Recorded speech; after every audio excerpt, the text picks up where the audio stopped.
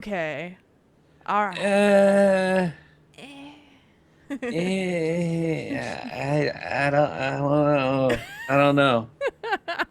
I don't know. You don't know? I don't know. What don't you know?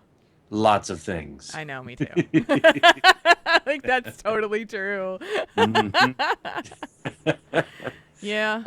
I was gonna join you guys or hope try to join you guys playing Heroes last night, but I was preoccupied. I saw you guys all on though. Yeah, it kind of just kind of came together. Like we were started hmm playing. I was having a crap ton of terrible luck in Hero League. And so we wound up, and Kane and Midnight were playing, and so they're like, "Hey, you want to play?" And I'm like, "Yeah, okay," because I just didn't want to deal Okay. with the Hero League crap that I was dealing with, and then we went into, then we had Lager that came with us, and then Epic came with us, and so it was a group of 5, which means that when you queue up as a group of 5, and here in quick match, you get paired up against another group of 5. Uh-huh. Yeah.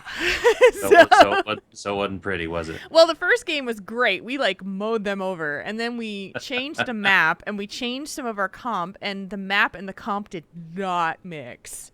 Oh, And okay. I'm thinking, oh well, I'll just level up Karazim, the monk, and I need Yeah. to try to level him up a little bit. Great. We got the new Battlefield of Eternity map with the Oh, with the spires. is that the that's the with the dude that comes out, right? Yeah, so like you got to Yeah. fight by the spire, and then if you get enough Yeah. guys, then the big dude comes out and just. Pfft. So it it went nuts. So yeah, because Kane was on Nova, he's got no AOE, absolutely none. I'm Oh, on yeah. Karazim. If I get anywhere near that big immortal thing, he just rips my pieces to shreds.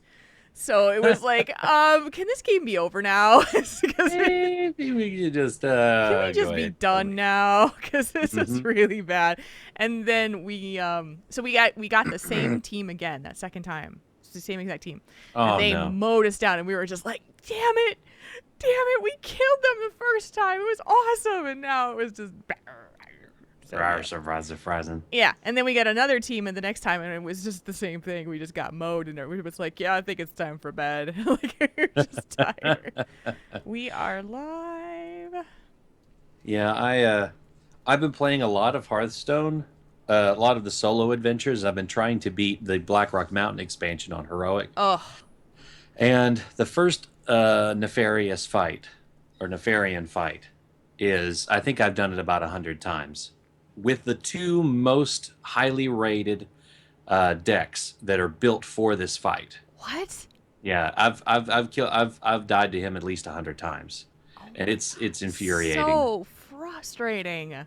Yeah, it's to the point, it's to where because I think on your turn 3, Ragnaros helps you out because Mm-hmm. you defeat Ragnaros, but he wants to help kill Nefarian, so he's like, "Helps, adventurer, my minions will help you," and he throws you a random card. It's always like a zero cost.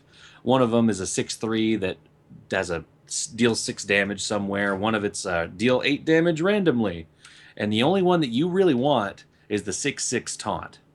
And if you get the 6/6 taunt, if you've got a priest deck, pretty much go ahead and concede if you don't get the buff spells like Divine Spirit, Power World Shield, anything that buffs the health of a creature.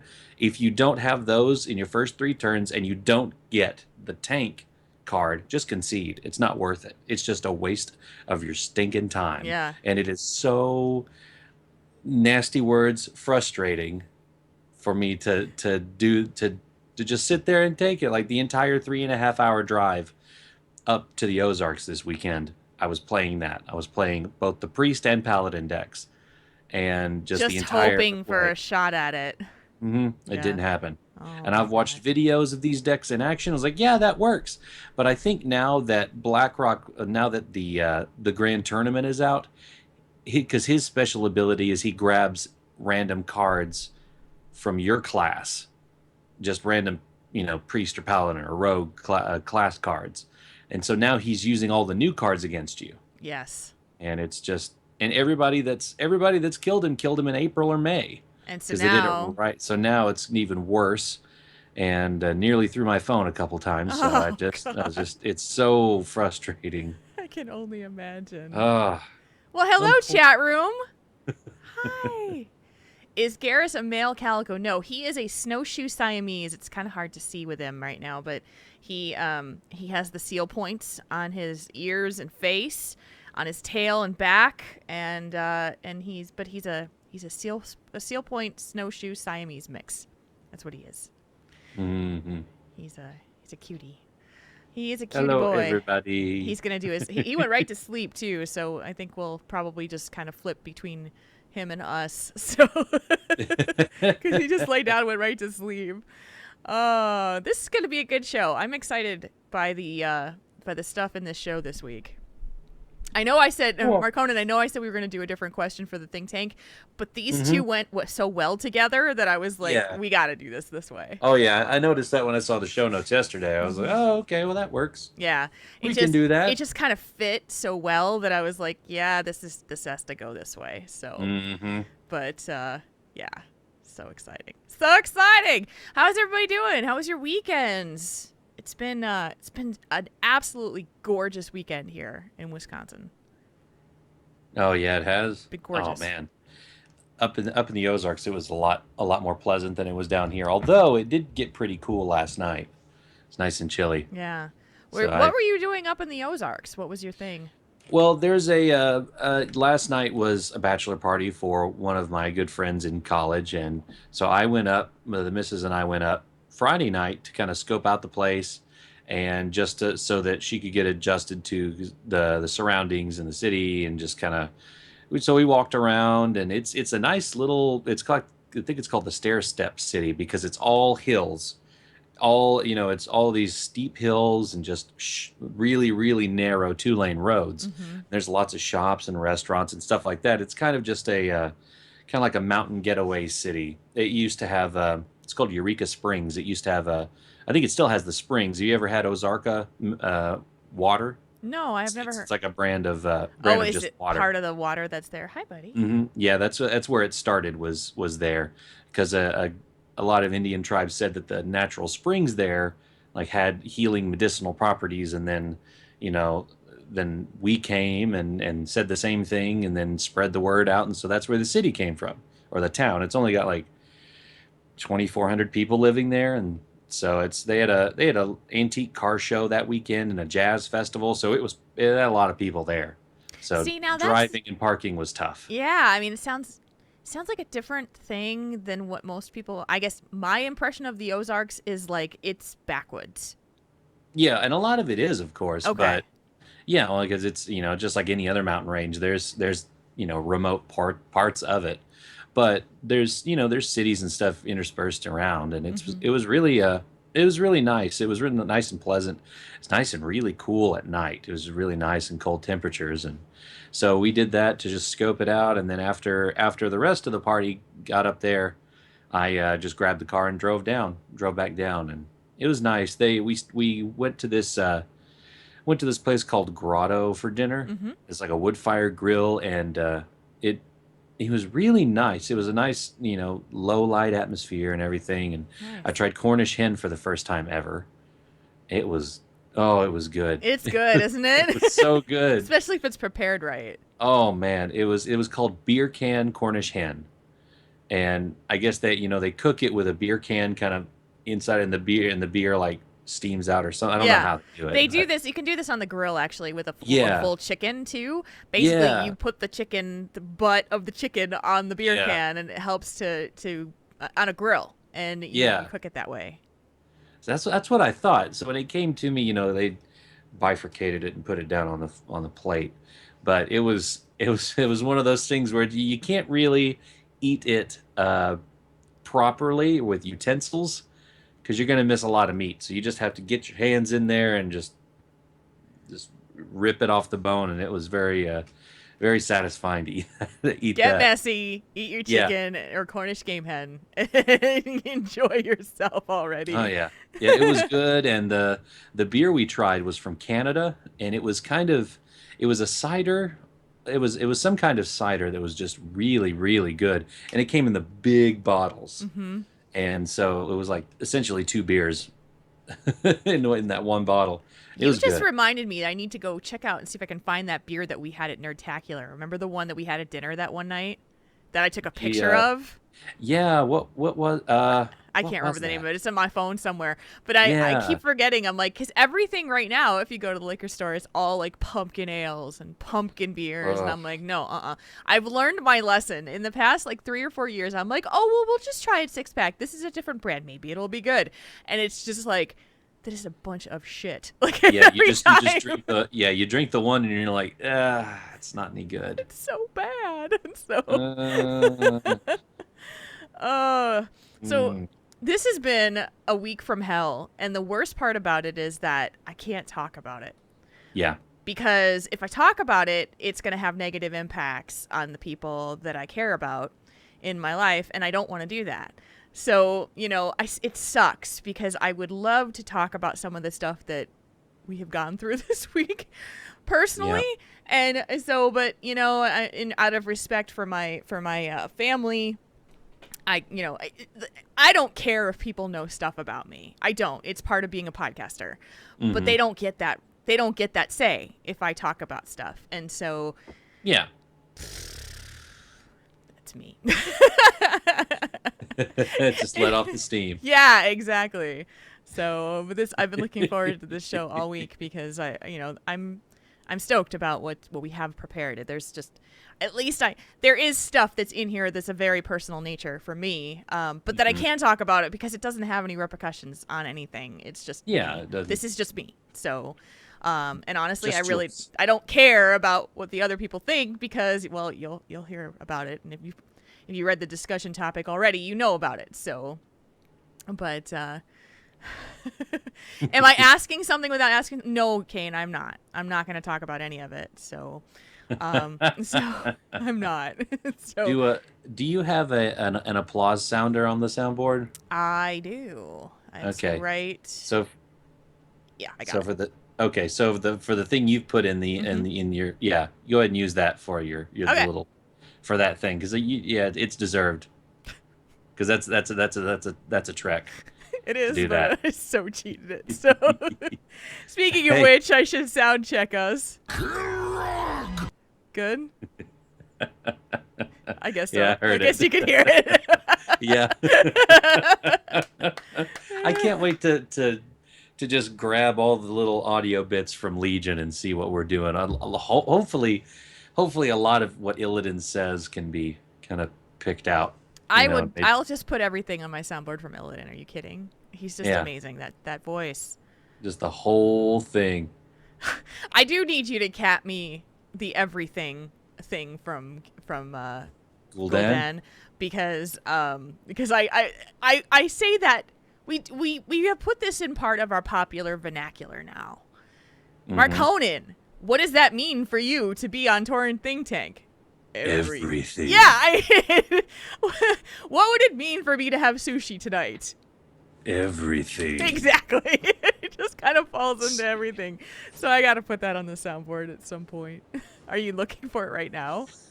Oh, Yeah, you might I'm actually trying to. have it on Yeah, your because of fingertips the. because of the gold down at the drive-through thing. Uh-huh. Jeez, that was so funny. It's one of my favorites. Let's see here. It's got to be somewhere. You can find it after the show. I don't Yeah. need it for today. Yeah. I'll find. I mean, it's easy to find. It's somewhere. I know it's on. Gosh, YouTube probably. Probably. So Garrus has decided to get off the sofa and go underneath the futon. And just hang out with his butt hanging out under the futon. So we won't have a gag cam right now because he's not there. He's just kind of hanging out. So whatever. This is what he does. He does his little rotation. He'll probably go downstairs and see Kane before he comes back up here to sleep. So He makes the rounds. he does make the rounds. Well, I don't think I have either of the girls in here all right. right now. I don't know if Reese is. No, I think I let her out earlier because she was annoying me. Daddy, daddy, daddy, daddy, daddy, daddy. Dad, dad, dad, dad, dad, dad, Dad. dad. Seriously dead. All right. Well, I think I'm ready. Are you ready? Are you still looking? I was just quickly grabbing the audio clip. Okay. But yeah, I'm good to go in 1 second. 1 second. Well, if you do this, then I have to go get it and download it and put it on the No, soundboard. I can just save it real quick. That way Okay. I've got it for later. All That way I right. can go ahead and close down Audition. Mm-hmm. Alrighty. Okay. Yep. Okay. I've got the setup and everything good to go. All right. And I would say chat room. Are you guys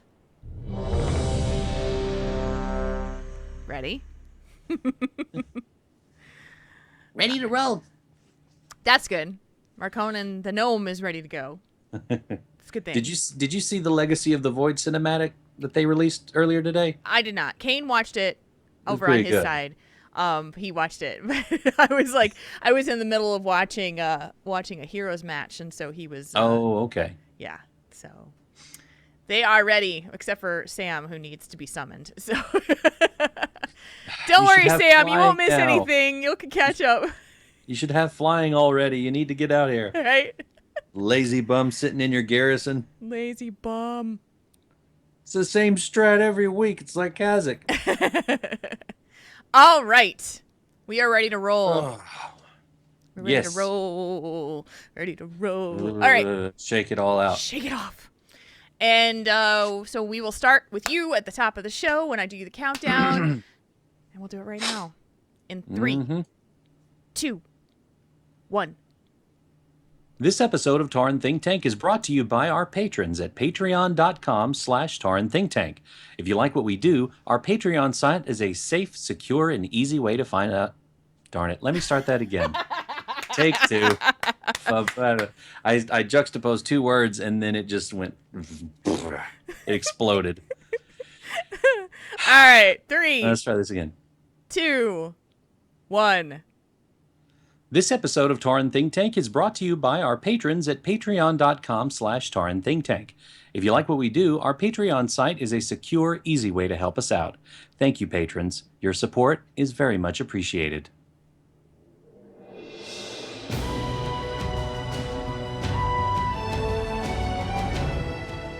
You're listening to Tauren Think Tank, the World of Warcraft podcast for you, the World of Warcraft player.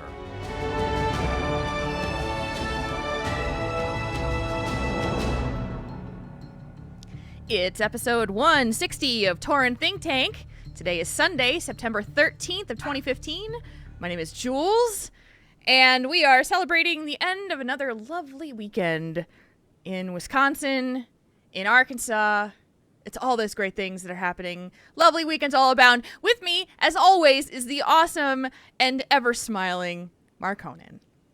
It sure is starting to feel a little bit more like autumn, isn't it? Yeah. I like it. I walked into a store, Dollar General, this weekend, and they of course had the fall aisle where it was all brown, orange, yellow, red, all those fall colors, and then of course an entire rack of pumpkin smelling candles. And so I just popped the top off and I was like, oh well, forgot what this smelled like, and took a whiff and I was like, oh yeah, it smells like autumn. Okay, and I put it on the shelf, and ever since then, I'm just like, oh man, I'm ready for it to get nice and cool outside, and ready for Halloween. I love Halloween. So too. yeah, I'm ready for the season to keep on rolling, because that means we're closer and closer to BlizzCon too. But I know. I don't like it being so just aggressively hot outside. Ugh. Agreed. I mean, you guys don't get the super cold that we get, and so I love autumn, but I know what's coming next, and I don't want that. I don't want it. Could it just stay autumn, and then it goes into spring, and then it goes into summer, and I'll be great with that happened. That would be awesome. But no. So That's what I would think too. I know, it would be great. I'm still kind of reeling that it's halfway through September already. Like, what? You're right. The what? Huh. September is really flying by. I know. It really is. I'm starting to get a little panicky because I'm like, oh, we have a month and a half now until BlizzCon, which means a month and a half left to plan for the Well Played Party, which I have so many things to do. But I'm just excited. Like, I'm excited. I want it to be here. I want it to happen, but I've got so much to do to make it happen. So there's that Yeah, no, balance. yeah, there is still a lot to do with that, but I think we can make it. Yeah. Oh, absolutely. I mean, I sent a butt ton of money over to my friend Andy Hannon, who is printing all of our merchandise for the party, and I'm like, here you go. Here's a lot of money. Like, There's a whole lot of money. Yes.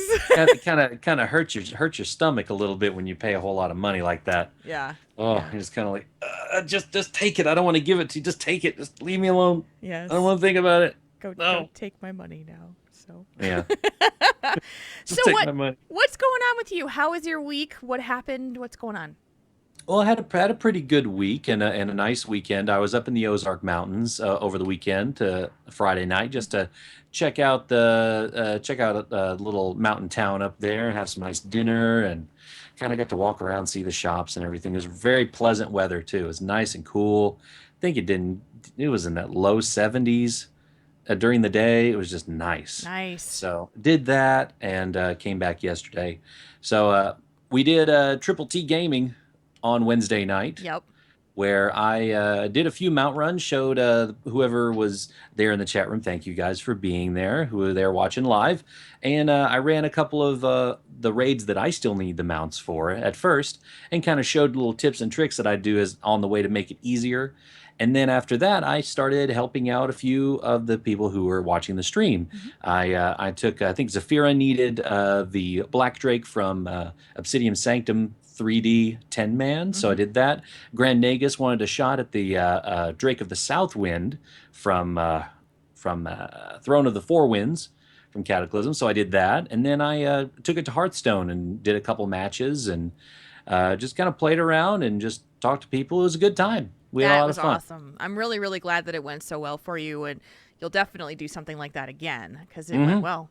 Absolutely, and I don't have all the mounts in the game, so yeah, I'll absolutely have to do some more mount runs, so you guys can be there for that. Absolutely. Speaking of mounts, I took a hit to the wallet because Blizzard doesn't want to come up with more imaginative, expensive mounts in the game than another hippopotamus.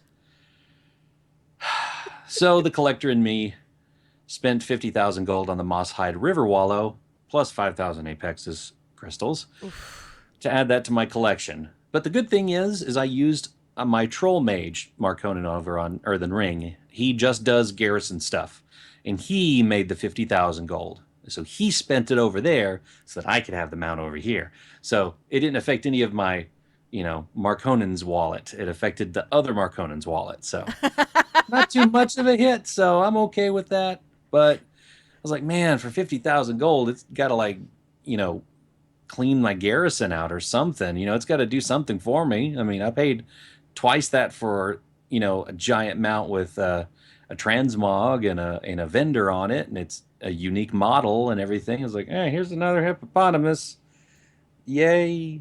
But it's another one closer to the 300 mark, so I'm okay with that.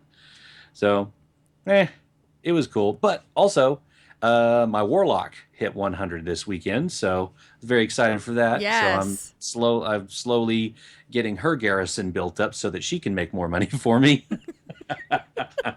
It's like you have this stable of slaves that work through and build up your gold stores. They will all give me all of their money, and then I will go buy the mounts from them.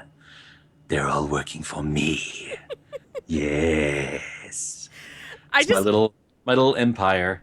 It is like your empire. It's funny when you said earlier that you used your troll Marconin so that your other it's like I didn't take the hit. The other me took the hit. So I took the hit, but I didn't. It's like it's a character I don't play that much, so it's not like I'm trying to spend a whole lot of money over there, so I can just hoard all the money on him. Yeah. But over here, I'm saving up to buy other mounts, so it's kind of a, I'm all over the place with this kind of stuff.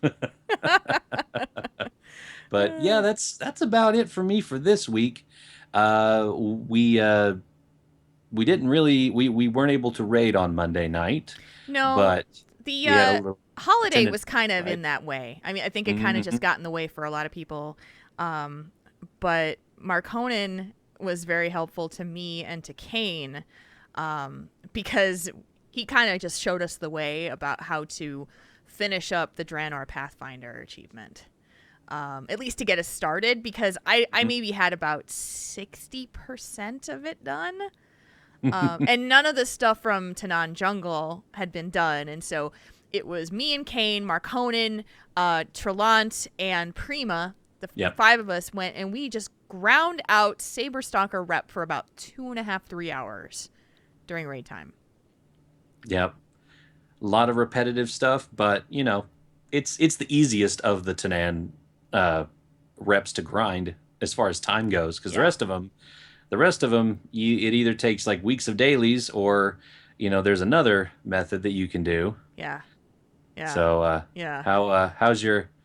what is the status of Julana's flying? Can she fly in Draenor yet? Well, let me back up for just a second, because I know that I publicly stated that I just didn't really care about the flying part, and I didn't really like the fact that I had to grind reps and do all this other stuff in order to get flying in Draenor. And so we went ahead and did this grinding of the Saberstalker rep with Kane, because he really wanted it, and those guys were just like so willing to do it, and they were like, "Hey, Jules, come with me," you know. And I didn't have anything else doing that night because we were supposed to be raiding and we weren't, so we just hung out and talked and we joked, and it was fun. Yeah. And damn it, Marconin. I mean, I felt like Forrest Gump. Well, I've been this far, I might as well keep going. Yep. I got this far, I might as well keep going. And that's what happened. Is like, I just said, well, okay, well, what more do I have to do? Okay, I have to get Hand of the Prophet, and what's the other one? Order of the Awakened. Order of the Awakened. I go and look at those. I start reading about it. And the other thing I needed to do was the treasures. I needed to get the treasures. I only had 49 out of the 100 treasures that weren't done. So Kane had to work this weekend, and on Friday I got home and he goes, "Well, I bit the bullet and I spent a lot of gold, and I wound up going to get those medallions that give you all of the, like, 1,000 rep gain for all of the Draenor factions. You have to pay a lot of money for them, but I did that." And I just kind of looked at him and I said, "Oh, you did? What's that?" And so he showed me what it was. And I said, "Well, you know, maybe I could pick up a couple of those." And I picked up get one or two. Well, yeah, I'll pick up a couple of those. So I picked up a couple of those, dropped me back about 30,000 gold. Woo! And then I'm like, "Oh, okay. I'll start maybe doing some of the rep." And I'm like, "Screw this! I'm not doing all this rep." So I cleaned the gold out of both of my characters that had enough gold for it, and I spent a lot of gold for the rep gains because I just did not want to deal with that. But then I had to go and I had to get the treasures. And you know what I think about jumping puzzles. You know what I think about all this stuff. And I'm just like, I don't want to do this. But I sat down today and I said, I am going to do this. I'm just going to do it. I'm just going to get it done. I don't care. I'm getting handy notes. I'm going to find them. I'm going to figure it out. And I ground out those stupid treasures for 2.5 hours. And I got it done. And I'm like, I can fly. Log out. That's what I did. I was so determined. And Pat Crane, bless his heart, is sending me messages. He's like, "What are you doing?" And I'm like, "I'm trying to get flying." "What do you mean you're trying to get flying?" He's like, "I'm going to go play Heroes. You want to play Heroes?" "No, I'm trying to get flying." "I'm playing Sylvanas. I need someone to heal me." "No, no, I died because you weren't here." I mean, this is literally what's happening. You lost the match because you're getting flying. And I was just like, I'm getting flying, damn it. So I didn't want to do this. And you guys got the bug in me. Well, you know, like you said, you got the Saberstalker rep. You know, we got that little bit of interest in you. Just like, well, you're already this far. All you need is just some of these other things, and then you can fly too. Because, you know, there were several times where, you know, we had to, you know, cart you and Kane around during that during the most of rep it grind. to hop around and fly around between all the packs of mobs and stuff. And then you got to admit, it was pretty convenient, this whole flying thing. It's very convenient. And, you guys were able to, like, there were rares out there, and you were just like, oh, get on my back, and we'll fly you there. And I'm like, Hmm. I want to do that. So I did. They look so cool on their flying mounts. Oh, damn it. I said I Yeah. wasn't going to do it, and I did it. So, hey, it's done. Hey, congratulations. So, yeah, the crowd goes wild. Whoop-de-doo. Jules got one. I'm like not happy about it though. It's like just a sad, sullen yay. My gold is gone. My I'm my broken. my I can pride is gone.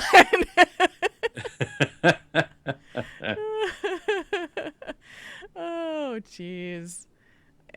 They said the video. Just try reloading the video, guys. Let me just do this. Reload again. It's working for me. Silly Twitch. Mm-hmm. Silly Twitch. That's what it is. I know if it's been burping like this all every time it seems like it's doing it. Mm-hmm. It's getting nervous with that YouTube gaming stuff. Maybe.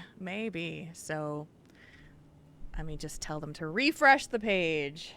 Refresh the page. And that works. That worked for me. I did a whole page refresh and it worked. So Yeah, that's what I did a few times during the Legacy of the Void reveal event thingy. Hey, if you got commercial, that's a good thing. that's a good thing. It means Twitch came back up. Because Twitch decided to burp, I think. I can see us now. It's going on there. Sweet. Yes.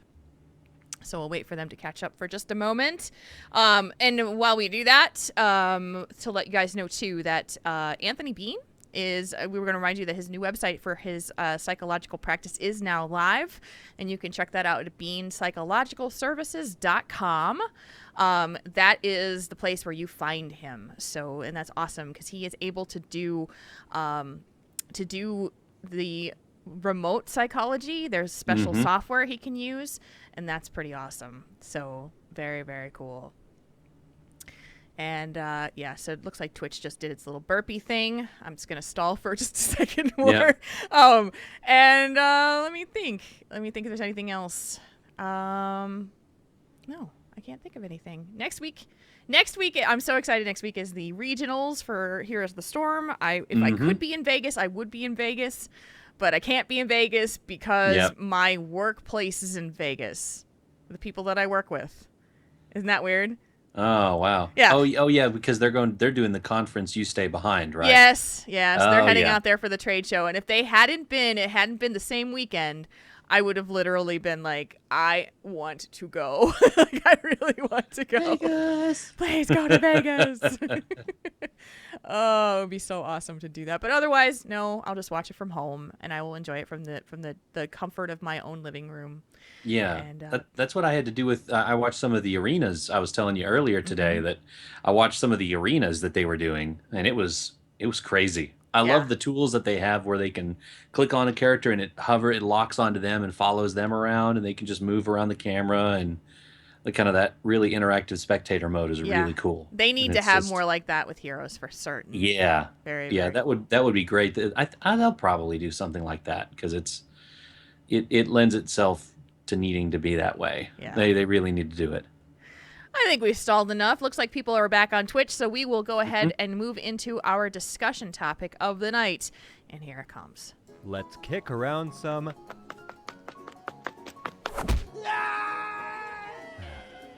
ideas, not gnomes. Poor gnome. All right.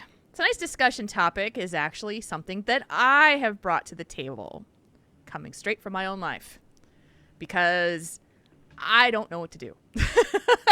I think I know what to do, but I don't know why I feel bad about it, and I think I know why I feel bad about it, so we'll just talk about it, because that's what it is. Because you know what? Your hosts are real-life people who have same kinds of things that you guys do, and we don't have all the answers to everything, and when things like this come up, sometimes your input is as important as anything, and you guys have certainly helped me with some tough stuff in my world. So I figured I'd bring this one up because I bet there are a ton of people who have dealt with this before.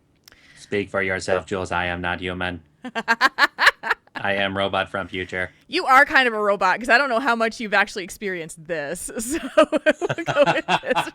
You are kind of a robot. So, all right. So this question got posed out to our Patreon site. Again, that is something new we've been doing. You can actually see it ahead of time for the show and weigh in. You don't have to be a patron. You just have to go into the site and look at it, create an account if you want to, and add into it. Or you can just read the topic and know what's coming up next. So this week's discussion topic is something that's happened to me twice in the past few weeks. 2 different people in my life from the past have contacted me out of the blue through Facebook Messenger and let me know that they wanted to get in touch with me again. Both relationships ended very badly. I didn't want to hear from either of these people ever again. One of them was my first boyfriend ever from high school. So that we're talking, 30 years ago. Or no, not 30. 25 years ago. 20 years ago. I'm a little young. I was 13 when I dated him. And then we dated again. We broke up and we got back together a couple years later and was short-lived and we broke up again. And so I'll tell that story in a second. The other one is an ex-guildie who I was friends with for quite some time. We were guild leaders together, helped run a guild for many years, and that relationship ended badly too. So here's the thing. So let me talk about the guildmate first. She, the relationship ended with this guildmate because she was the guild master, and Kane, Trey, and I were all were officers with her. And for many years, it worked out great. We got along really well. We were on the same page. We worked together very easily. And something changed with her as time goes, and things people do change. She started to run the guild kind of like a dictatorship. It was her way, or there was no way. And it didn't matter what we said. It didn't matter what we debated about. And Kalani reminded me too. She was also our raid leader too. So it was guildmaster and fun. raid leader. And during that time when she kind of joined the team, left the team, joined the team, left the team, back and forth like that. So we tried to reason with her, I'm going very high level here. We had a big blow up over a topic where she basically told us, I don't want you to talk to me about this issue ever again. My answer is no. It's always going to be no. I don't want to hear what you have to say anymore. So our raid team decided to leave the guild and form another guild so that we could be on our own and not have to deal with this. And there goes the friendship. And words were said, her feelings were hurt. She kicked all of my characters out of the guild, and Kane's and Trey's, threw us out, cleaned basically. House, yeah, she cleaned house on us. And I hadn't heard from her since. That was 2.5 years ago. The ex-boyfriend was a lot worse. Very first boyfriend I ever dated. We broke up, we got back together, we broke up again, and it ended badly the second time. He cheated on me. I caught him cheating on me. And so, I ended it and said, not going to happen, not going to be interested in you anymore. And for some reason, he decided that he hated me at this point. I don't even remember why. But a couple of years, we got through high school. You know how in your yearbook there's a write-up that you do and you thank all the friends with their initials and that kind of thing in your yearbook? That's what we did in mine. You made this little blurb of the things that you thank you to, and then you had all of these initials. And he had a line in his that I didn't recognize or understand. And what he did is he wrote the word, he said, I remember yuck jokes. And I said, and I didn't know what that was. And a friend who I went to high school with a couple years later when I was in college actually told me what it was. And I said, that's what he used to call you. So that's really mean. He put that in the yearbook. And I was like, and so I knew that he was making fun of me, saying these horrible things, and put it in the yearbook for all, posterity. And spent the next couple of years after we got out of high school, like sending me emails and calling me, and he just, out of the blue. And I lived in Wisconsin. First I lived in Illinois, then I lived in Wisconsin. I never saw him. Yeah. I saw him at our 10-year high school reunion. Again, wanted to be friends, and I was just like, yeah, okay. And long story short, in 2009, after he kept trying to contact me through Facebook, I just got married to Kane. I'm like, I'm done. I'm done. And I sent him a message, and I said, we are not friends. We will never be friends. I don't want to hear from you anymore. Just leave me alone. Because you obviously are not a good person, and I just can't forgive you for what happened, And because we never were friends. It was him talking about his stuff, all of his crap. He didn't want to hear about what was going on with me. Okay. I got a message through Facebook that he's going to be in town this week here in Madison. And, we went to school in New Jersey, so he's going to be here for some reason. It's been 5 years since I told him to get out of my life, and I've gotten this message saying I want, telling me he's going to be in town. My assumption is that he's saying I want to say hi or, talk to you, and I'm just like, so? Yeah. So I don't want to respond to either of them. I have not responded to either of them. So my very long-winded explanation about all of this is, should I respond? Because I don't want to open the door back up again to either of these people to put them back in my life. So my choice so far has been to just not even make it a possibility and not to respond. So that's where I am right now with both of these people. I don't want them back in my life.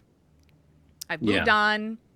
Both ends, it's like, friendship. So it's that, and I have responses from the fans who read this, and most people are saying I would at least just reply to let them know that I got the message and to, say what you need to say and then be done. But that's where, so I don't know, Mark Honan, you've been friends with your exes, every single one of them. You've never really had something like this where someone hurt you this badly. This guy cheated on me. He made fun of me.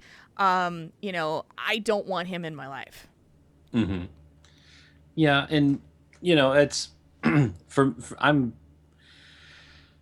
me, I always try to look on the more bright side and think that someone's not too far gone to make a better decision. So, I don't know what in the case of the ex-boyfriend, I don't know what he's wanting, like, at all. Yeah.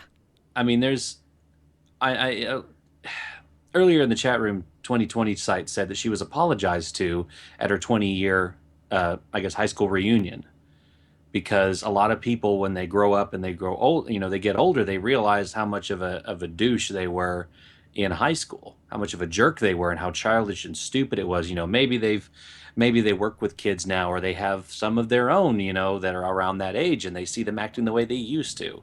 They're like, that was mean and hateful. I did that stuff. Mm-hmm. And this is me not knowing who this person is at all. I don't know why he wants to contact you. If it's just trying to catch up, maybe he does realize what a jerk he was to you. Maybe not. Mm-hmm. But he didn't come out right away and say it. So yeah, and it's funny because the way Facebook Messenger works, at least back then and to now, you can see the message I sent him and the reply that he sent me back in 2009, where he just said, "I'm sorry you feel this way. I wish it wasn't so." And then this message. So you can see the trail. He obviously saw the trail, I would think, because I saw it, of saying, I don't want to talk to you anymore. You're not my friend. I don't want to be friends with anybody who would treat me like that. Yeah. Well, and, I mean, part of, what I would do in that situation is I would reply, but I would say, okay, what do you want? What is it that you want? That's nice that you're visiting, Wisconsin, but what do you want? you know, Yeah. and see what he says. That if it's you know, hey, if it's, hey, I just wanted to see if you want to go out and grab some, go out and catch up or something, just say hi or something. It'd be cool to see you, without any kind of, because if he said, "Oh, I'm sorry you feel that way," that doesn't really, that doesn't. He didn't apologize for the way he was acting. He was Right. apologizing for the way you were reacting to the way he was acting, and that's a totally different thing. He Yeah. has an admitted fault, and that's where I would try and discern which way he goes in that regard first. If he's just like, "Oh, I just thought it'd be cool to see you, it's been a long time," like, no, we really haven't moved on since this last point, 5 some odd years ago. It's like, you were still a jerk to me. You haven't apologized. You haven't been, you haven't done anything else to earn, my respect or anything. Yeah. So I've moved on, and and you're doing your thing, I'm doing my thing, and I'm happy. So I don't need you in my life. If it's more of a, I just wanted to apologize in person for what an a-hole I was to you, then you can kind of think at that point, like, do I want to at least have that, and you could always, have Kane there with you or something if you were to see him. But of course, this is like 3 or 4 steps down the line if you wanted to, if he was, apologetic and remorseful about it. Yeah. So that's when it gets kind of hazy after that, because you don't know. You don't know him, and you don't know what he wants or how he feels about the way he treated you. Yeah. And even at my point, and I'm a few years younger than you, I still remember the way people treated me in high school. And at this point, I see them on Facebook and such, and they're totally different people now.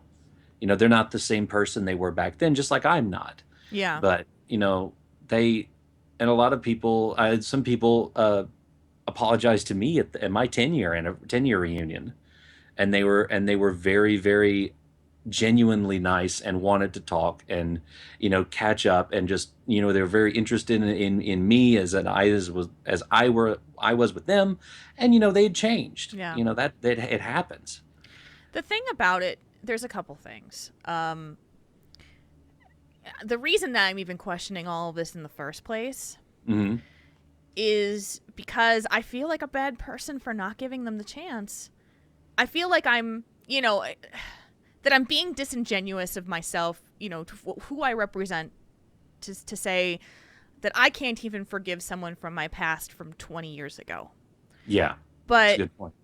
so that's why I'm even asking this question, whether it be 20 years or 2 years. I'm questioning it, to my audience, to you, because it's like my feeling of it is I got them out of my life. And it was a good thing. It's been a good thing. My life is better because they are not in it.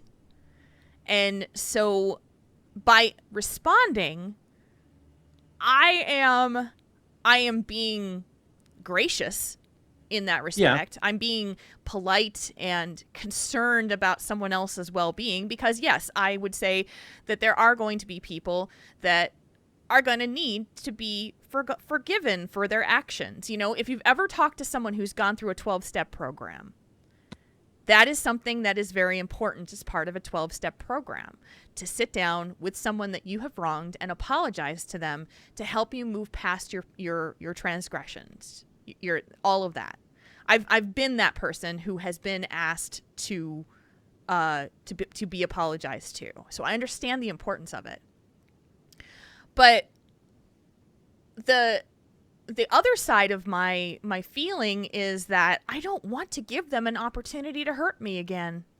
Sure, yeah, you don't. I mean, you definitely don't want that. Not at all. But I don't know. It's this is very, very hard for me, and like I said, I've chosen not to respond just because I don't want to open the door. But then I feel guilty about not giving someone a chance to apologize if that's what they really wanted.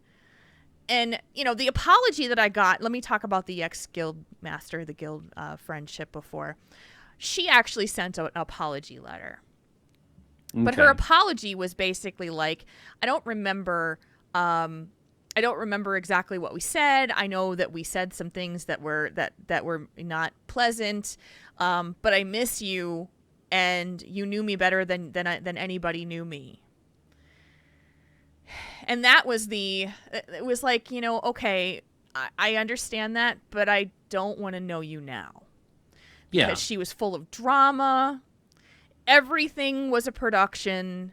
If you know me at all, I am drama free as much as possible. I don't like drama. I don't. Like, get it away from me. Go take your drama someplace else. And unfortunately, that's where the drama came into place. And it was like, and so when she was no longer a part of my life, I breathed a lot easier. Sure, yeah. And so let's say I say to her, okay, I appreciate your message. I've thought a lot about it, and, thank you for your apology. But I don't see a future where we could ever be friends. We could ever be, and if it tries to reconnect that way, I don't want that. Like, I don't want her anywhere I don't want her to know my business anymore. Yeah. Well, I mean, you're happy where you're at on the server you're at with the people you raid with and your Yeah. life that you've got going. It's like, yeah, it's nice I'm glad you're around. Enjoy the game. Yeah. Take care. But then it feels like, is it worse to do that than it is to not say anything at all? That is the hardest thing I'm struggling with right now, and I don't know what to do. And so right now I've done nothing. Mm-hmm. And the chat room is very split on this. They're very split. So it makes me actually feel a lot better because it's not a cut and dry answer. And it's just a tough situation. And, I'm questioning myself of whether I am too afraid for once someone hurts me, it's very hard for me to forgive that. When they hurt me to a level where it's like, I don't trust you, then I think, why bother? I don't trust you, so why do we need to be friends or have a relationship? Because I don't trust you. So just go on your merry way and just do your thing. That's how I feel. Yeah, and I'm with the ex guildmate. It's like you said. It was kind of a just kind of lopsided friendship, in that she was like friends with you guys, but she was always the one instigating drama. It was just a lot of heavy weight and burden on you guys. Mm-hmm. And that's not what you wanted. You didn't enjoy playing the game that way. And then she got mad and kicked you all out. So yeah, it's kind of it's, I don't know how I would reply to this to her, because I would probably say, things are going good. I'm glad things are going well for you. Enjoy the game, and kind of leave it at that. Yeah. It's like, we're doing good over here. I'm not gonna roll a tune on your server. I'm not gonna transfer one. I'm not gonna raid with you. I'm not gonna do any of this stuff. Mm-hmm. So just, it's nice knowing you, have fun type of thing. Where you're not buddy, but just like, yeah, things are going well. Have a good day. Yeah. And I would, it is tough, because a lot of people are on the just ignore them. Don't give them any, don't give them any chance to, don't say anything. Just go on. But, maybe, gosh, I really stretch to imagine situations, because maybe he's, maybe he's gone, maybe he's in a worse place now because he remembers how he was, and he has kids now that, like I said, that know this thing, and he just wants to apologize and make it right. And I don't think that doesn't make it right for me. True. And that's the thing. And I think that's the core of it right there, is that it feels very selfish on both of their sides to say, I want to talk to you, but where do I come into this? Now I have to be the bigger person and say, well, no, I don't want to talk to you.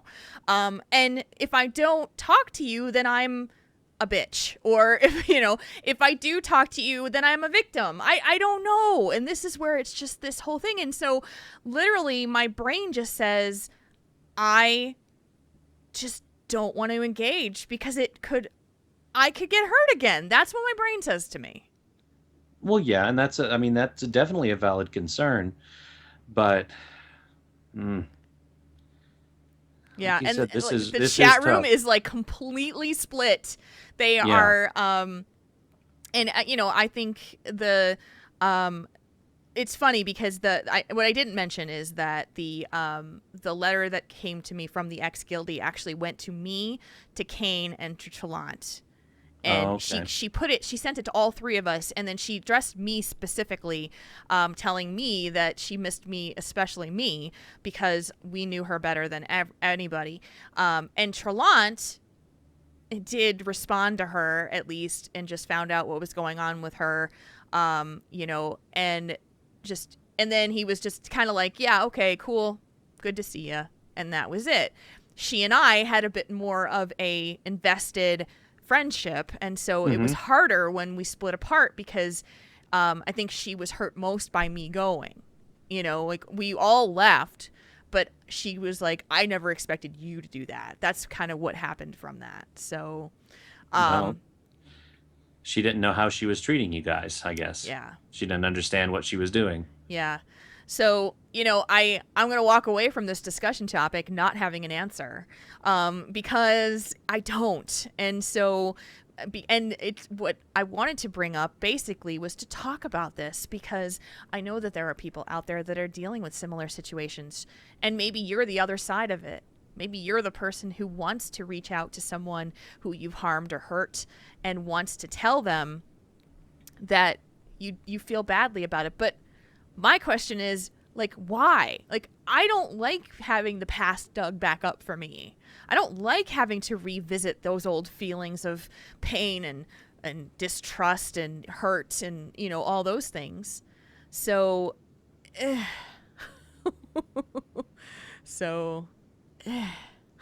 sucks. Yeah.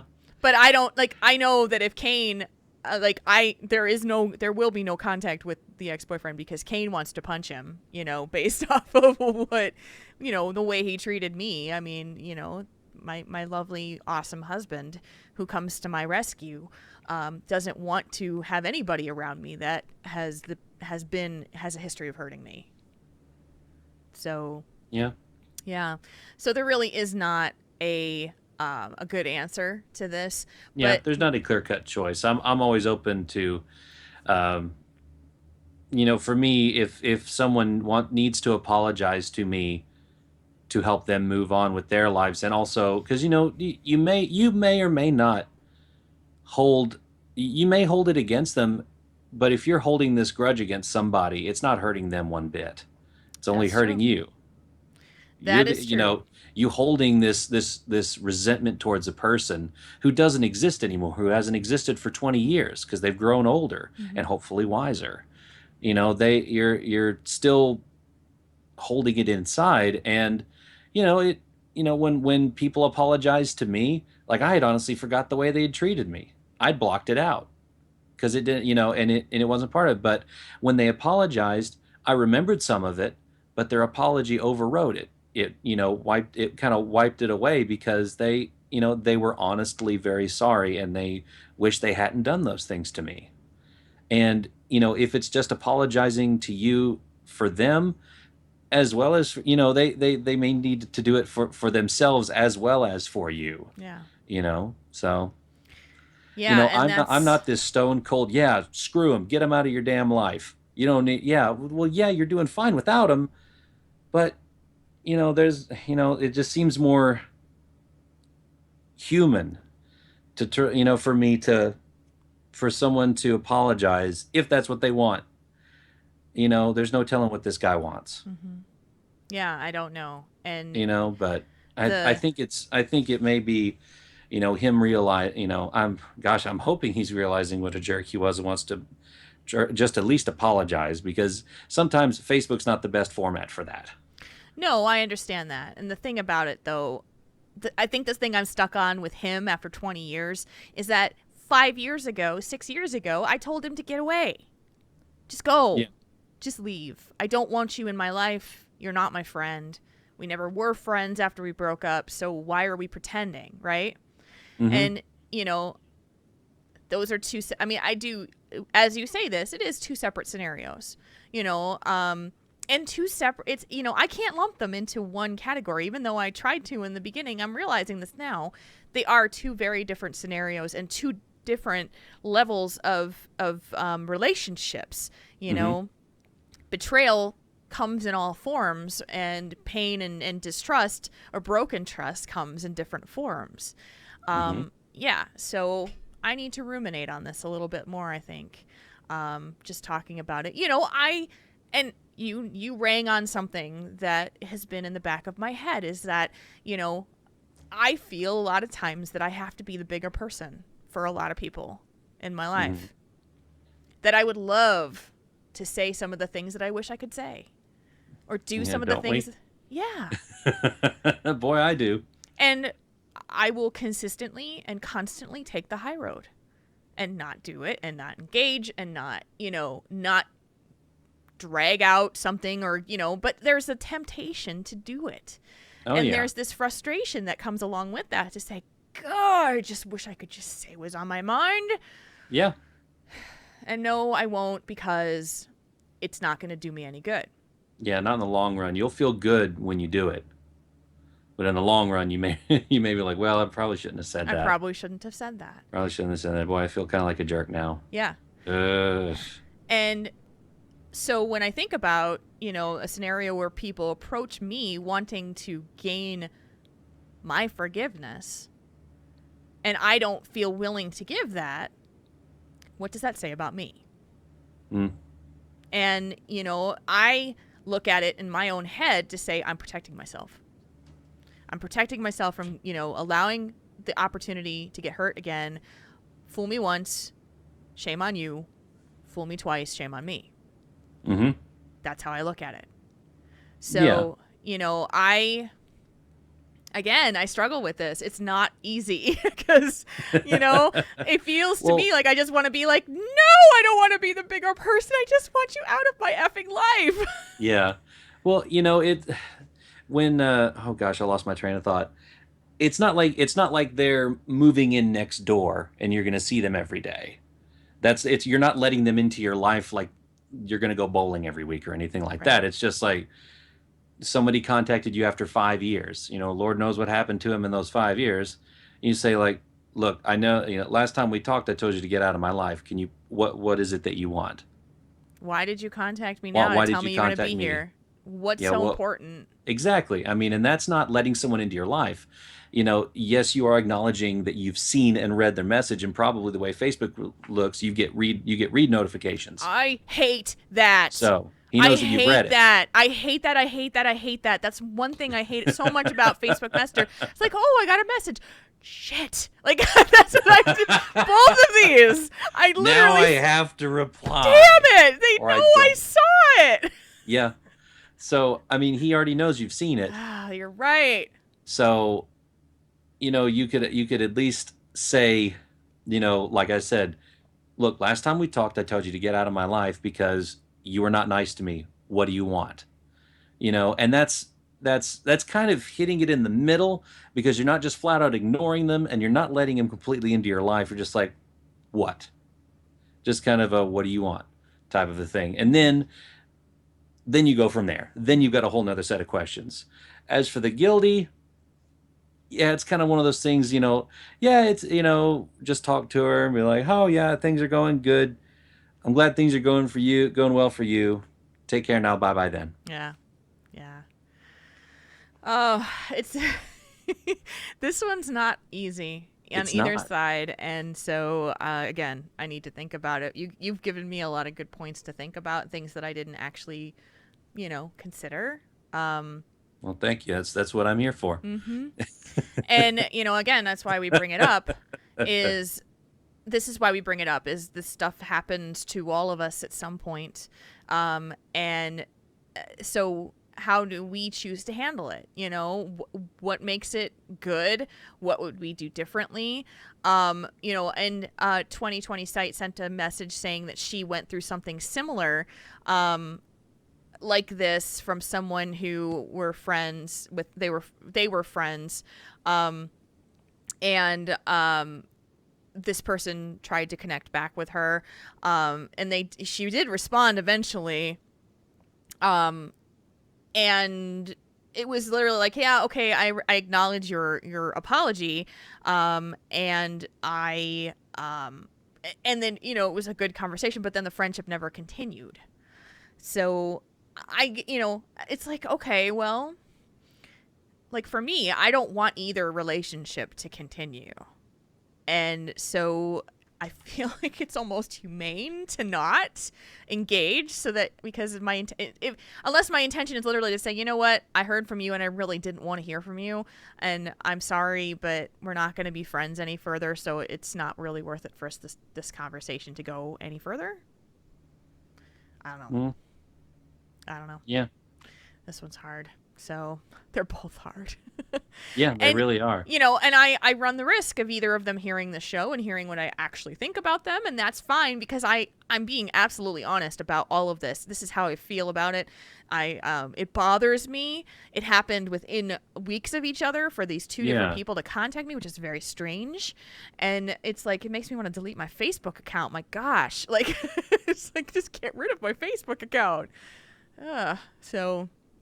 And this is people who know my real name, who I'm obviously, because, the guy I went to high school with, they have that account. So it's like, I just want to get rid of it. Maybe I should just get rid of it.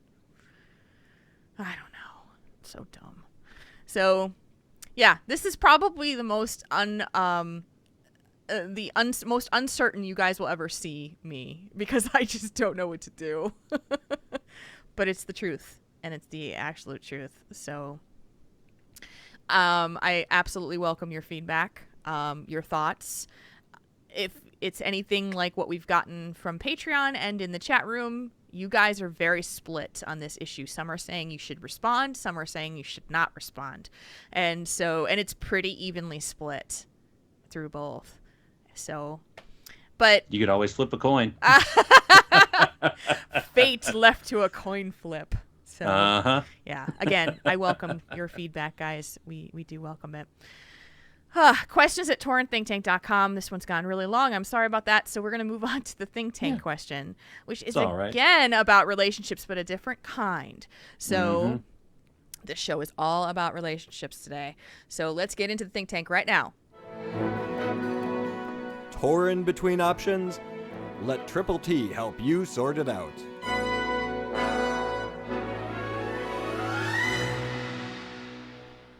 All right, the think tank question. This one, again, is about relationships. We're going to keep the theme going.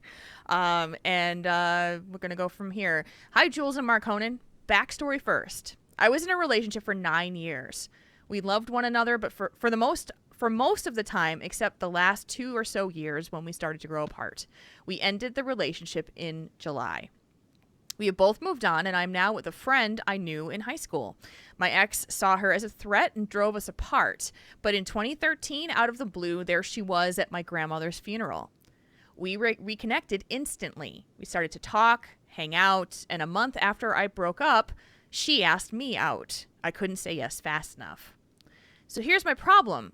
I find myself more insecure than I have ever been before. My ex cheated on me twice. I find that I can plan date nights for us, but feel that I'm falling flat. It also does not help that my girlfriend has not been in a relationship in the past where the guy did not just see her as T and A. She knows I care about her and will help her with anything she needs, but I get an overwhelming feeling that I'm screwing it up. I love what you two do and have helped me so much in the past. Long-time listener, Tanker1. Okay. So they've been together for what? By 2013, are they together for 2 years now? No, because the 9-year relationship ended in July. So once he and his girlfriend of 9 years broke up, this friend who he had reconnected with she asked him out, and now they are dating, but there's some struggles there. Okay. So they reconnected in 2 years ago in 2013 at the funeral. And became friends. Okay. Yeah, they kind of reconnected then. Okay. Yeah. Just wanted to make sure I had my facts straight. So they've only been in a relationship, what, 2 months? 2 months, a little bit, if that much. Yeah. So, okay. So let's, and there's a couple of things in here that are kind of sprinkled in, which is probably pretty important. Number one, the ex cheated on him twice. Mm-hmm. He and his ex were together for 9 years, but for the last 2, they grew apart, and so she must have cheated on him during that time frame. And in the last 2 years, which have been 2013, is when he met this girl that he's dating now again. But the ex didn't want them to be friends before, and so there's all of that going on. Yeah, it seems it all happened 2 years ago. They started to fall apart, and he met this girl. Mm-hmm. And Tanker One is in the chat room, so we may ask you some questions here as well. Okay, so it's been a month and a half of dating this new girlfriend, and from what I'm understanding, you really want this to work out. You like this girl. You've liked her for a long time. So the question to me is, have you given yourself any time to get past and get over your previous relationship? Yeah, how much of the baggage do you still have from that last relationship? That's the problem with, kind of hopping from one to another, is sometimes you don't have enough time to process it. Yeah, and so that's the thing, and 2020 site pointed that out right away. You go on a date within a month of the end of the 9-year relationship. Now, here's the thing. I mean, I understand a long-term relationship growing apart and not being what it once was, but so that happens gradually. That happens over a period of length, that when you start to realize that this person isn't who you really want to be with.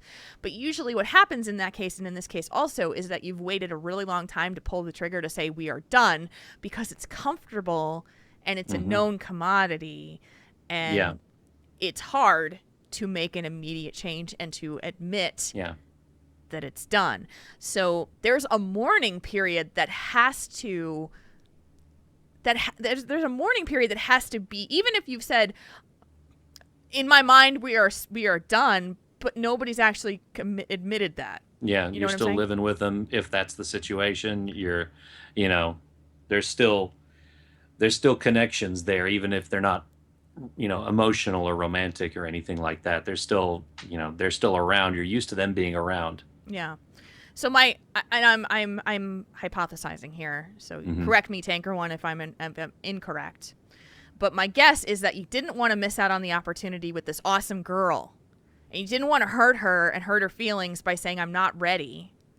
And when she asked you out, you were like, yes, absolutely, I want to date you.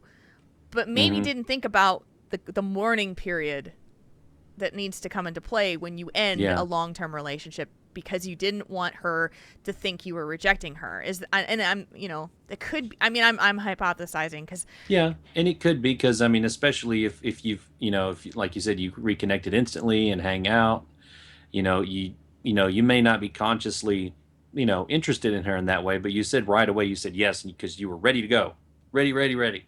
Yeah, but there's a difference between being ready to date somebody who you really want to be with and you actually being ready to date again. Yes.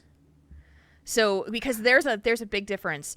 When I broke up with my ex-husband, I was pretty much like, I am never getting married again. Like, I literally, and I was like, I am never getting married again. I'm never doing this again. I'm never going through this again. And I took the time. I took the time it needed to just be away from relationships, and I needed to heal, and I needed to be myself. I had to be by myself. Your own person. Yeah. And I had to find me without him. That was the other thing too, because that was a big part of why we broke up, is because I changed to make him happy. I changed my personality. He never wanted to talk to anybody. He didn't enjoy spending time with anybody. He didn't make friends very much. Like, we never went out. He just wanted to be, like, he was an extreme introvert to the point where he did not want to have interactions with people. I'm an introvert who loves to interact with the people that I know well. Yeah. And my best friends are like, we're always texting and IMing and all this stuff. There's just stuff that's going on all the time. I'm always talking to people. But because he was so isolated, he isolated me too. And I changed who I was. And I realized that I needed to realize who I was. Yeah, you had to kind of recalibrate yourself. And that I kinda went through undo a the lot of changes, therapy yeah. for that. I went through Yeah. therapy after we broke up and during our breakup. So my point, my point to Tanker One is that you are trying to heal yourself, and you're trying to heal her, because your now girlfriend is also dealing with the baggage of previous relationships, men treating her like a piece of ass and not Yeah. a person. And she has a lot of things to deal with too. Doesn't know how to deal with a man who really just wants to love her for who she is. That is a long process. Yeah, it's nothing that a month and a half is going to fix. No. Yeah. And so, if it were me and you really, really want to be with this girl, I'm going to suggest something a little radical here. And I'm going to say that I think you should slow down. I think Yeah. that you need to take Slow down. Right.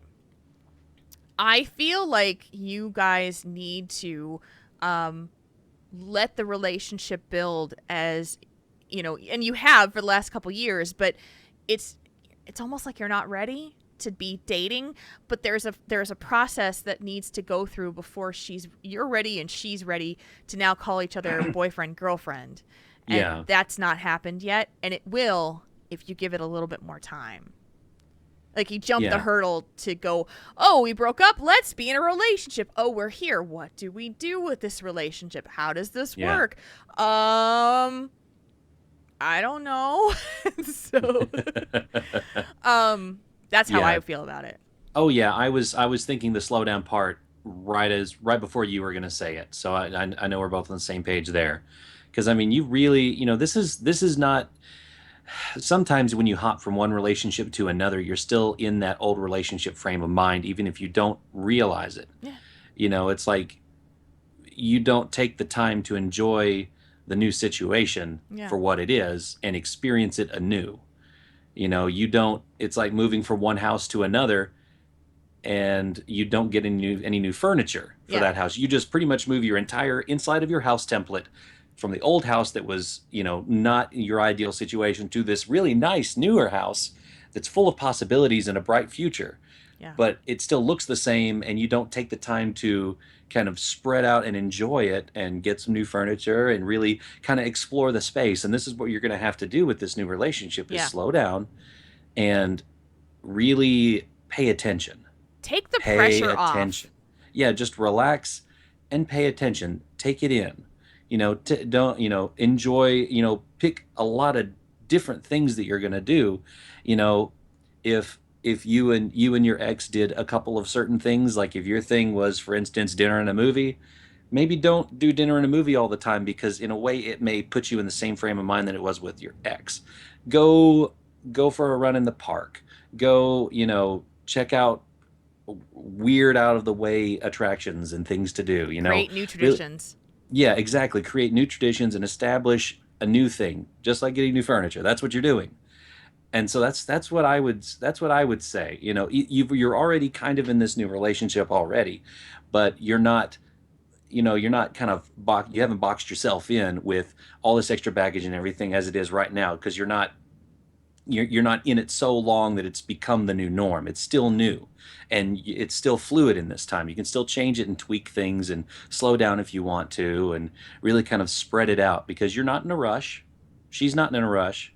And one thing you could do is, especially after you listen to after you're here listening to the show right now, Tanker One, but is talk to her about it. Yeah. Heck, even have her listen to the show if you want to, and kind of see that, yes, there is some work for you to do, but there's also a little bit of work for her to do. She can't take this idea that all these other guys have just used her for her looks, and really haven't appreciated her as a person, as a mind, as a soul, and not just flesh. Yeah. And really, it's going to take time to show her Yeah. that, and for her really to let down those walls, those barriers. You're insecure. She's insecure. You're Yeah. both in the same boat. You just have to learn to row the boat in the same direction, and kind of you're all on the same page. And Yeah. that's kind of one thing. And realizing this insecurity and you've got this insecurity because you still got a tightness in your chest, and you still got an anxiety about the last relationships, and you haven't had the time to relax and let it all pass over you. Yeah. And you can still, it's with once you've kind of relaxed and let this spread out and really start to appreciate the new relationship, take it slow, really do, like you said, do new traditions. And I know you said in the chat room that you've gone to the Ren Fair. That's awesome.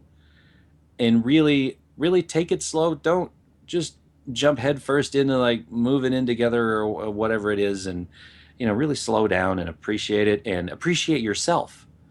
Takes Plan out date nights, but also plan out just solo nights. Go to a new park. Yeah. Go see a movie by yourself. It's not lame. I do it every once in a while. Mm-hmm. You can treat yourself to a nice dinner. There's Yeah. nothing wrong with that. I think you're spot on the nose here. The thing I feel like he's saying in his email is that he's got this pressure on himself. That he's got to do it right. Yeah. I've got to treat her like she needs to be treated, but I don't know how to do that right now because I'm still hurting. Yeah. Well, yeah, because like he said in the letter that he's feeling overwhelmed about messing it up. You can't uh, dwell on it too much, because then you are going to mess up. Yeah. You're gonna it's gonna be a self-fulfilling prophecy. You're gonna worry so much, you'll worry yourself into it. Mm-hmm. And that's where you kind of have to kind of take a step back and think about yourself, and really slow it down. And like you were saying, Jules, just really take a breather. Yeah. And just kind of especially that's what it goes from being one relationship to another, is you don't get a chance to breathe. And this is what you kind of have to do. You have to make time to breathe. I know you're already dating this new person, which is fine. Just you have to realize, and she has to realize, that you both need this. You've got each other, but you also need yourselves separately too. And You need that at any point of your life, yeah, you do. but especially at this point. He said in the chat room this week, she kissed me on the lips, and I know she has never done that with anyone before.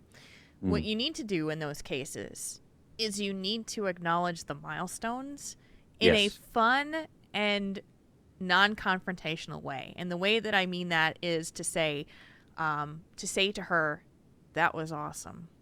That was great. I really like that. I've been married to Kane for 7 years, and there are still things that we communicate about stuff, and he just says, I don't know what I'm doing here, so can you, am I doing this okay? Like, am I communicating to you the way that am I doing this right for you? And he says, yeah, or no, I need you to be more honest about how you feel and not just skirt around the issue or those kinds of things. I mean, we talk about that stuff. And the important thing is to just take the pressure off of yourself and create an environment for the two of you that just feels comfortable. Yeah. There aren't any rules. Like when you get into the relationship and you say, so for her to feel like she is my girlfriend, I have to plan date nights, and we have to go out at least twice a week, and we need to spend at least 4 nights together after work. That's too much. There's no rules. Yeah. Throw that rule book out. There is no rules. There's no rules. Yeah, you just have to do what makes you happy, because most relationships, when you start doing things together and you start to get into that butterfly phase, like all you want to do is spend time together. So it's like, hey, what are you doing tonight? Can we go hang out? Do you want to watch a movie? Do you want to let's watch our favorite show on TV together. I'm hungry. Did you want to get a bite to eat? What are you doing after work tonight? You want to play some WoW? Just start just go with what feels right and not what you think you should do, Yeah. Because I think that's going to make you feel a lot more natural and comfortable and not feeling like you're screwing it up. Because if she kissed you, then she likes you. She's attracted to you. And that's all good stuff. The rest of it, if that core is there, the rest of it figures itself out pretty easily. Definitely. Yeah.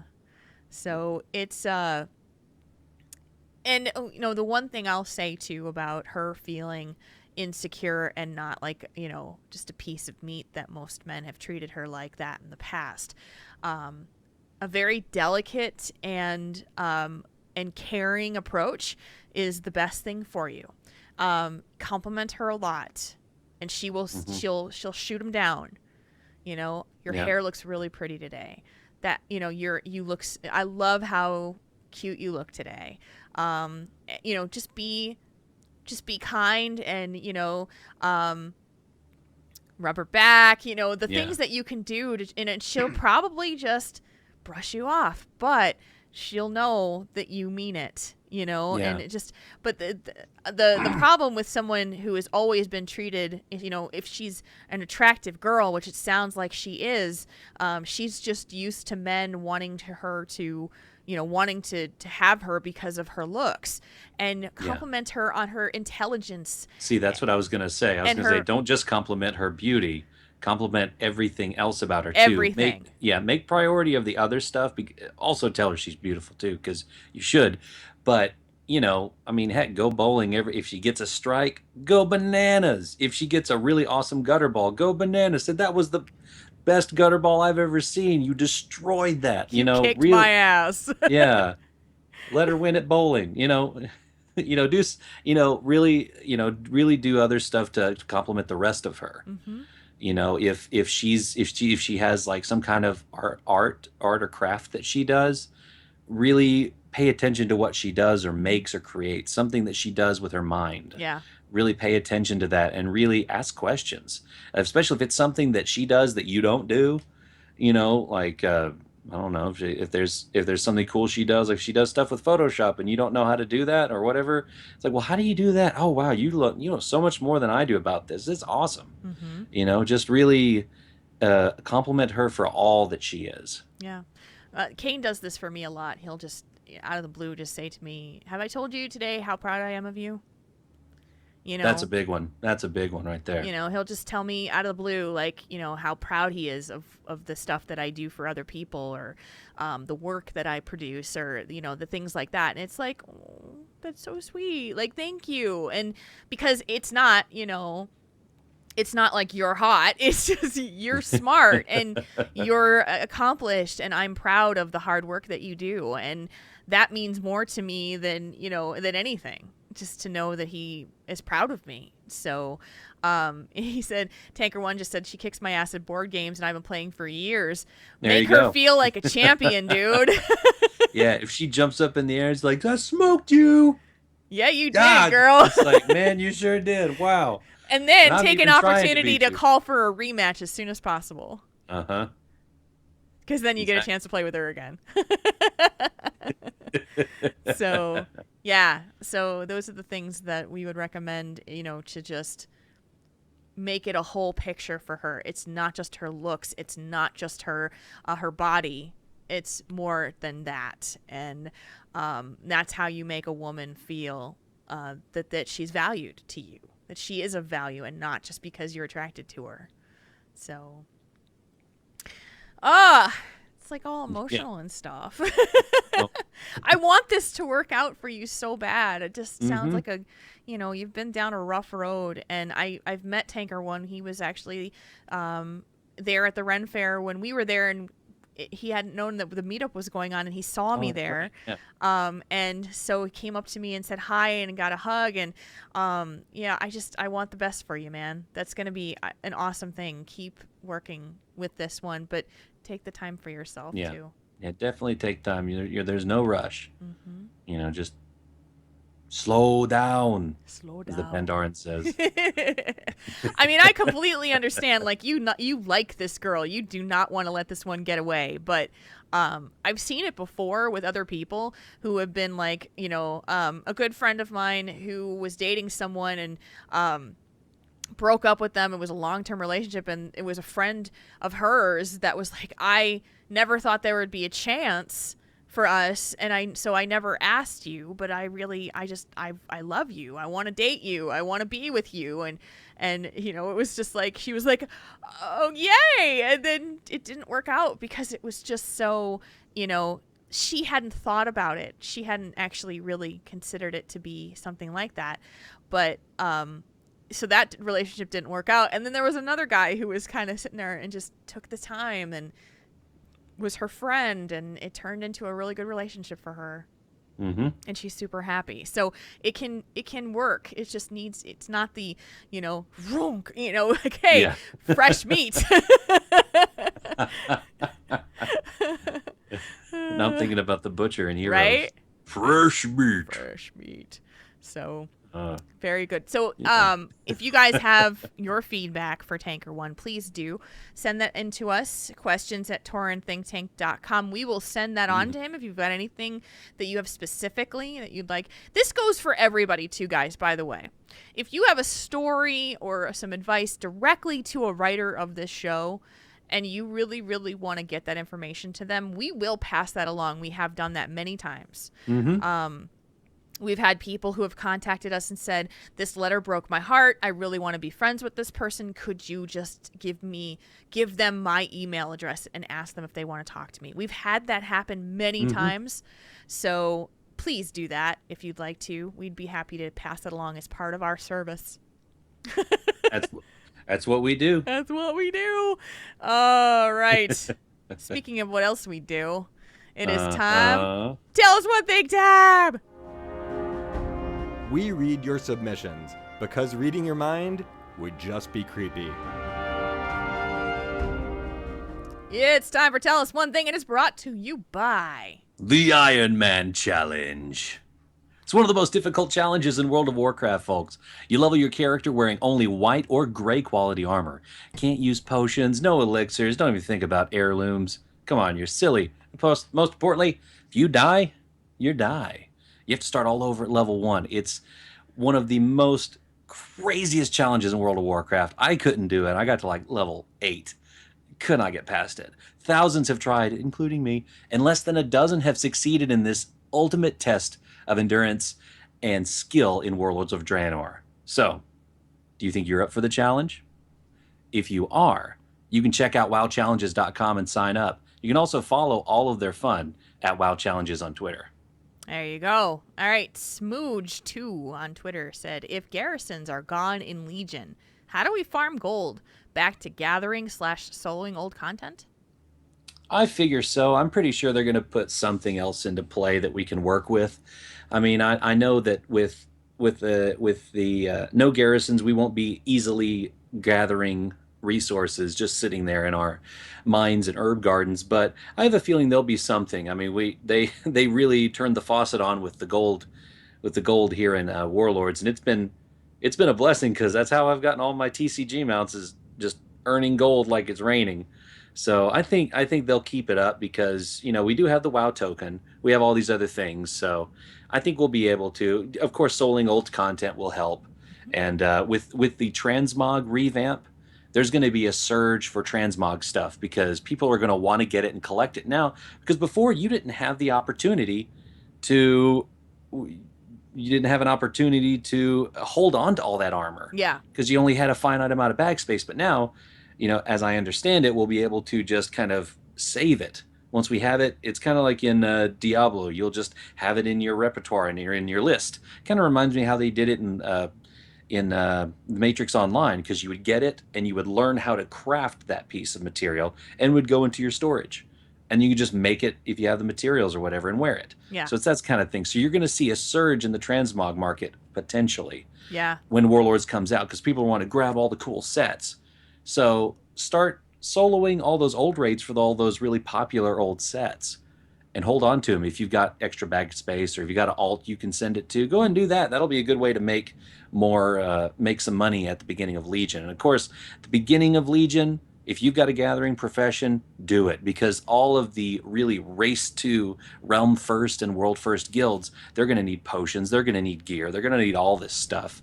I make like Cataclysm, I made like 100,000 gold in the first week because I went out and farmed the herbs. I went out there and did. I put the time in. That's what you got to do. Yeah. We've been blessed in Warlords where we really don't have to put much time into getting gold.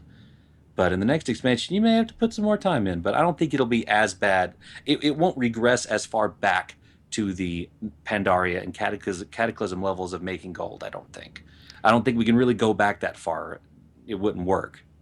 Well, I mean, let me make sure I understand. I mean, with Mhm. Pandaria Cataclysm, we were going out there and farming, farming ore nodes and Mhm. herb nodes and enchanting mats and all that kind of stuff. That was what we would do. I mean, I spent many, many, many hours flying around in, especially Irving. That was my thing.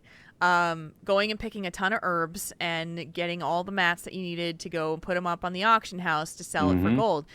Honestly, I don't mind it going back to that. I felt like I earned my gold that way rather than logging Yeah. in and triggering a couple of buttons and telling it to go and give me gold. Yeah, and that's kind of what I was yeah, we're kind of in agreement there because you will have to go out and get your stuff. The what I think what the way it's going to be with our guild with our class halls or whatever, we're going to send out our champions, Yeah. and they're going to go find some stuff for us to go do. It's more like from what I think, I may be wrong in this, but they're more like a reconnaissance force. They're like, hey, we found this cave by Suramar that's got this goblin in there, like looks like a treasure goblin. He may have some gold on him. Let's go kill him, boss. And then we go out and do it. Well, there'll be some kind of hybrid between the kind of the garrison stuff, and then of course going out and getting your own mats and things like that. Because Yeah. I think that's we tend in WoW we tend to have big pendulum swings on things. They really buff something and then they really nerf it down, and then other things, and they're going to kind of nerf the way the garrisons work with these class halls. And I Yeah. think it's more of a toned down but simpler, I guess, in that way, because we're not sitting there. And I tell you, I when I'm building my garrisons and my followers, I have like not spreadsheets, but like checklists of abilities and traits that all my followers will have to maximize the amount of gold I can get and all this other stuff. And I'm doing it again with my warlock, so it's been a while. But it will have a little bit less of that to do, I think. Yeah. So I'm really looking forward to that. And who knows the way the professions are going to be? Yeah. It's going to be different because they already said we're not going to have like a daily cooldown thing. But if they had something like the way that the Fell Bloods and the Savage Bloods worked, if we have something like that where we can trade it, we have a way to gather it and make it and then sell it if we want to. I like that. Yeah. I'm okay with that still being in there because we do need rare mats to kind of help hold up the economy a little bit. There you go. So I think that'll work. All right. Mm-hmm. Read the next one. Let's see. From gamer_Azrin, sell us our legendary weapon using all of the logical fallacies you can. Voices would be fun. Gosh, my legendary. What? What? I guess the artifact weapons. I think what he's meaning Must be the artifact weapon. Yeah. Oh my gosh. All right. Guess what? I have an awesome weapon that you are going. Oh, this is terrible.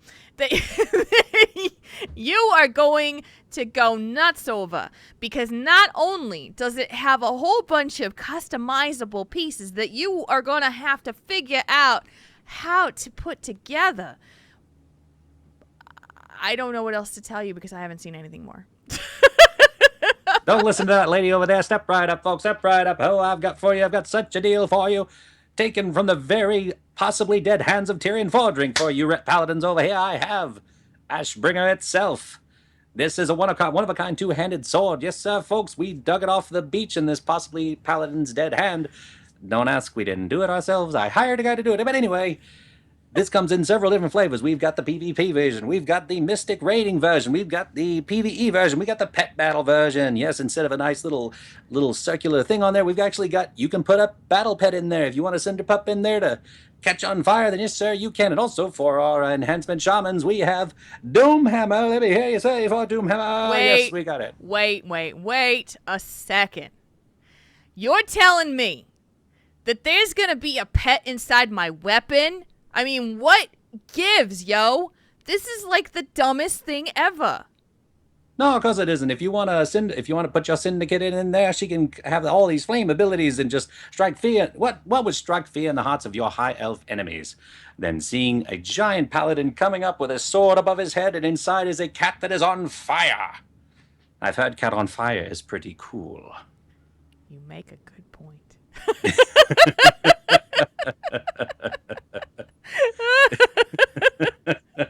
We're we are totally making this up on the fly. I will be completely honest. I haven't studied a whole lot about the artifact weapons yet because I figured that's going to change a ton. So that was improv right there. I hope you've enjoyed. Well, well, we don't even know what all the artifact weapons are going to be. I mean, I know what mine's going to be as a frost mage, but I don't know what Resto Druid's weapon's going to be. We'll have a kitty on a stick. Yeah, cat on a stick, cat on I don't fire know. on a stick. Cat on fire on a stick. It's going to be made of leaves. You're going to just have handfuls of leaves that you throw at people. That's going to be your Resto Druid. Hi, I'm a Resto Druid. I'm lame. Woo! Either that or Malfurion will give you like a feather from each of his wings, and you just hold him out and wave him around. God. That's my artifact weapon, is Malfurion's feathers. Ooh, scary, let me heal you. Be scared by my feathers. Fear my feathery weapons. Okay. Fear my feathery weapons. From Daysabin, favorite heroes character and what color should the pajama skin be? Oh, man. I'll just go ahead and say it. Muradin's still my favorite. He's the one I play on the most. So that's my favorite heroes character. Yeah. What color would his pajamas be? Colors. Muradin's pajamas. Okay, Muradin's let's go. Pajamas. I almost want to say white for like the snow outside of Ironforge. It's kind of white with Does with he little have a fuzzy collar? Of course he does. It's even got it's got like the long johns with the butt flap with the two buttons. It's gonna have that. And whenever he does dwarf toss, when he flies in the air, the flap like kind of goes wee, because like he's like jumping in the air. Do you get to see like polka dotted boxer shorts, or are we seeing butt crack? There's two variants on that skin, one for each, depending on whatever you want.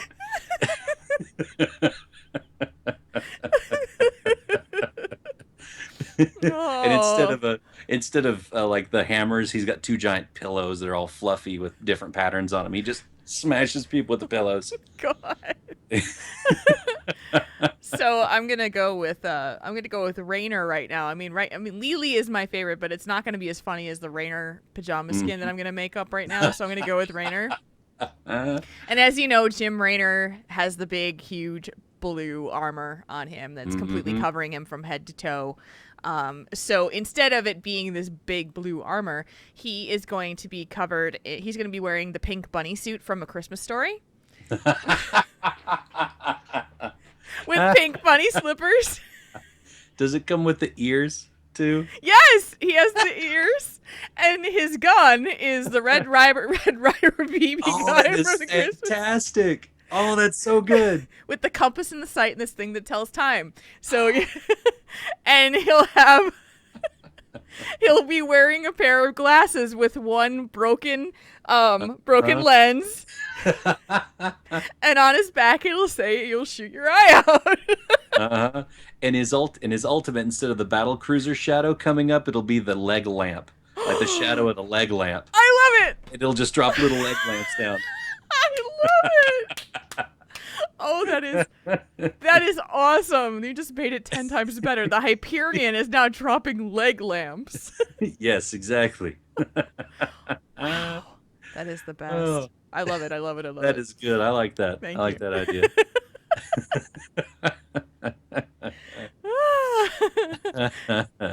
All right, next one. Next one is from Mochteld. You must declare for one of the major houses in Game of Thrones. Which one? Ice zombies totally count. Okay. Do you know Game of Thrones? Do you watch Game of Thrones? I've seen the first 2 episodes, so I don't know. It's me. So you probably, if you saw the first 2 episodes, then you've seen the Starks, and you've seen the Lannisters. Yeah. And maybe first 2 episodes. Yeah. You basically just saw like the wall and I'm blanking. Ice giants or the No. The guys Oh, that are protecting the wall. My brain is just went poof. I just had the biggest brain fart ever. So yeah, the guys that protect the wall. You've seen them. So for me, I think my family, my house would be the Tyrells. The like Marjorie Tyrell and her brother and those crazy people who want to be a part of the Iron Throne. So yeah, I would do the Tyrells, the Night's Watch. Thank you guys. My brain just went poof. So, but since Marconin hasn't really seen Game of Thrones, doesn't really what do you think I would be a part of? Let's see. You must declare for one of the major houses. I would see you being one of the Starks. Okay. Yeah, I would see, but unfortunately, if you're part of the Stark family, the chances are is you're dead before like the first season ends. Yeah, so, that's kind of what I figured. So yeah, I know what happens to the dude on the front of the box, the one from all the movies where he keeps getting killed. Yeah, Sean Bean. Yeah, I saw what happened to him. Yeah. So I mean, I think you guys would agree that probably Marcona would be part of the Stark family. So. Part of the dead Stark family, I guess. Gee, thanks. It's because you're too good for your own good. That's what happens with the Starks. Yeah, that's what happens. The noble Starks. Yes. Yeah. From Sleight Hands, emphasizing the positive is important. What is your favorite feel-good moment from WoW? I don't know if that... Trying to think of what it would be. I don't know if it's like from the lore or from my own experiences. Trying to think what that would be. I'm having trouble think of it. Yeah. Can you think of anything, Jules? Because I'm trying to think. I want to say, I mean, when I go back to the beginning, my favorite feel-good moment from WoW is the first time that I raided. And the reason that it is because the very first time that we raided, it was me and Kane and Trelant. Trelant brought his computer over to our house so that we could raid in the same room together because these people gave us a chance to learn how to raid together. So he actually brought his computer here so he could be here for the entire day. And we did Karazhan together for the first, I think we did like the first 4 bosses, and it took us like 4 hours to get there. It was just really, really long. But we were so giddy and we had so much fun. And so I want to say that's probably one of my really good feel-good moments from WoW. That's a good one, because I do remember the first time I raided, I was pretty much carried through Gruul's Lair like a month before Wrath dropped. And of course, nobody needed the tier 4 pants or shoulders that dropped, so I got them, and I felt, boy, I was on cloud 9. I was like, I got tier shoulders, and it was like, it's the tier 4 for mages is that blue and white, just like kind of really Draenei-ish looking. It's beautiful set. It's one of my favorite tier sets, and I got those. I was just so happy, and another. I was like, wow. One man's trash is another man's treasure. Like nobody needed them, and you're like, ah!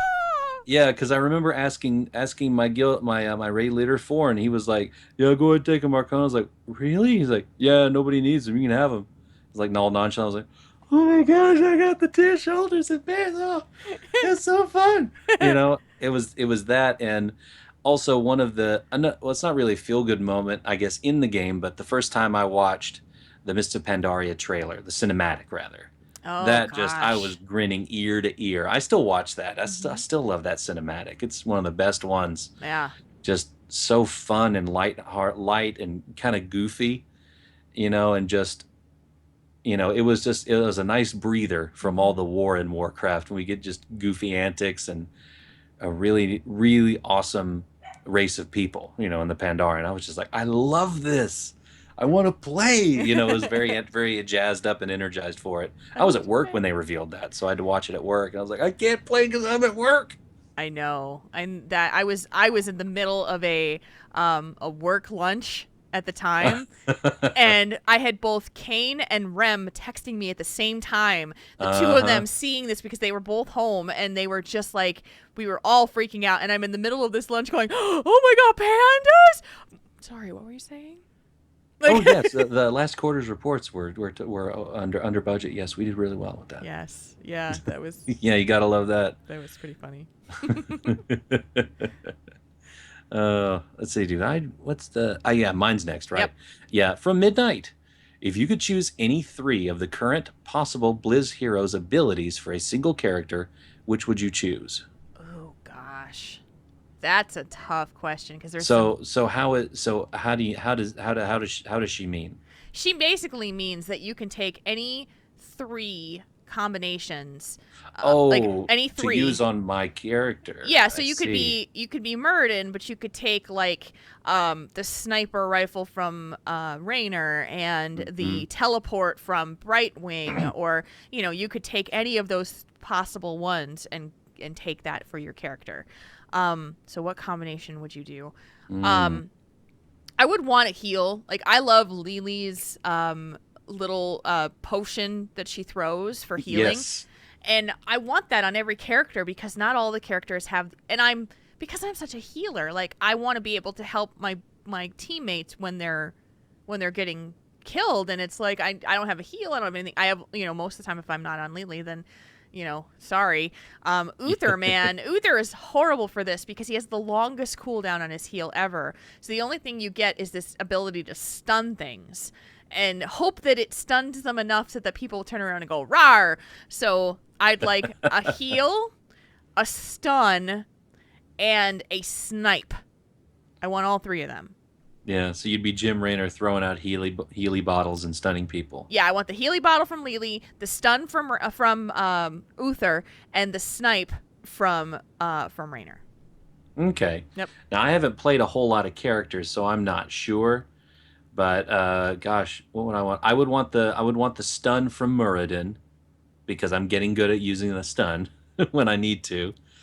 I would take, I guess, the that blizzard ability, the AOE that Jaina uses. Yes, I love that one. I would use that one, and because it's funny, I'd use the one where I think it's Butcher like chains them to a post. Lamb to the slaughter? Lamb to the slaughter. Yes. Yeah. I would have that because as I've been playing, I realize that I'm not a healer. I'm not a big damage dealer. I'm more of a support type of player in Heroes as I help out because I don't have the expertise enough to heal or know when to attack and when to just focus and burn somebody down. Yeah. I'm more of a gotcha kind of person, like kind of waiting on the sideline, still doing damage, but helping everybody else. I'm a helper. Yeah. So I think that's what I would do is just all abilities to help other people. Yeah. This is why I'm so stoked. I want to see the medic in Heroes so badly because I think it's going to be exactly what I want. I am a combination of being in the back. Like I will be on the back line. So that's why I like Raynor because I can stand in the back line and snipe at people and not be in the front. And then the healer is usually on the back line, but making sure that the fight turns, especially Lily, man. She can turn a fight around like that because of her ultimate. So, yeah, it's just, that's what I love about playing Heroes. So, yay. Yeah. So I think that would be cool. From Lady Ravejik, I think so. Yeah. Okay, we'll go with it. You have been recruited to fight in the Nexus. What special abilities do you have? Oh boy. Let's see. What would Markonnen do in the Nexus? Now, he's a frost mage, but I think that we've already got a fire mage and we've already got a frost mage in Heroes, so I think I'd have to respec to arcane. So I'd be an arcane mage. I'd have arcane missiles. And what it would be like, I think as you're in the fight, I would have, it would be kind of like the way that arcane mages are now, because I would have an arcane blast that would charge. I'd have charges that would charge up on me. It wouldn't do a whole lot of damage, so I'd do that and to build up charges, and then arcane missiles would fire off X number of arcane missiles based on X number of charges I have at random enemies. So it's a good AoE kind of like ding, ding, ding, ding, ding, just hit them all over the place. Then a polymorph. That'd be his third ability. It's just a polymorph. It would just be just turn him into a sheep for a couple of seconds, just to hold him there. Mm-hmm. So I think that'd be a pretty easy way to transfer an arcane mage over, Yeah. I think. Okay. So I think that's what I would do. I am not a fan of how they've done Malfurion in there because that's your Healy Druid. So they need wild growth in there. They need the ability to cast a heal that is an AoE that hits in a certain radius to the people who are there, and it hits the people who need it the most. You need that. You also need a castable heal, like a short cast, like a healing touch or something like that. You need something like that. Yeah. And then the other thing that you need is probably they got the roots. I'd want to be able to send out a pet of some sort, like to send out a bird or a cat or something like that caused damage, and maybe it lasted for a short amount of time, but it just hey, I cast the cat, it comes out there, it attacks you and causes some damage and you're done. But it could be an interesting way to do it. So Yeah. because I do not like Malfurion. He is boring. So Yeah. I don't like playing him at all. What would your ultimate be? Well, right now the ultimate is Tranquility. Okay. And I like Tranquility. I think I'd keep it because you need it. You need to have some kind of large overall AoE heal, just like Lily does, which is great because you could have something that turns a fight around if you cast it within a certain area at a certain time. And it's all about timing. So yeah, it's all about that. So Yeah. I think my ultimate would be, it's something that the wizard does in Diablo 3, where he kind of, it's like kind of an ultimate move where it's almost like the archons from StarCraft, where they kind of have this, they turn either completely black or white with this energy, and they look kind of like stars or whatever, and he would hit this big just beam of energy that goes just straight out. It's one of the kind of basic abilities for wizards in Diablo, and I was like, I want that on my mage, because it's just, you just point it and steer it around. It's just this big swath of beam energy. nice. And I'd want that, like him turn into that and then shoot this, become like a glass cannon. He takes extra damage during that point, but he can just sit there and just park and bark, just blow everybody up. Park and bark. Park and bark. There it you is go. called Archon in Diablo 3. That's what it is. Okay. That's why it reminds me of the Archons. Hey. That's awesome. Okay, next one. From the creepy one, what unique mount would you like to see added? I'd like to see a Flame Leviathan mount. That's a good one. Ooh, That's a good one. Yeah, that is a good one. What unique mount would I want to see added? Man, this one's hard because they've done a really good job of creating things that we would want to be seen riding around on. Moose.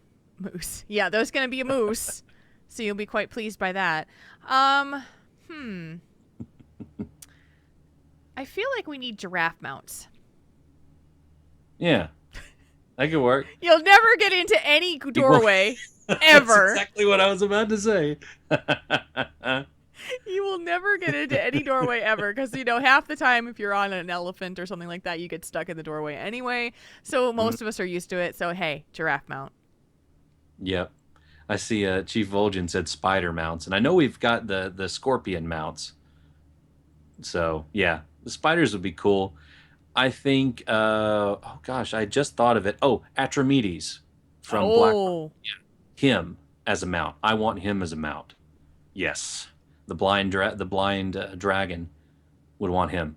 That's Either cool. that or somebody asked one of the devs recently and said that they wanted an infinite dragon flight, drake mount. Mm-hmm. I want that too. That'd be cool.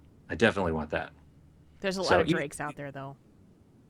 Yeah, but there's not an infinite dragonflight drake yet.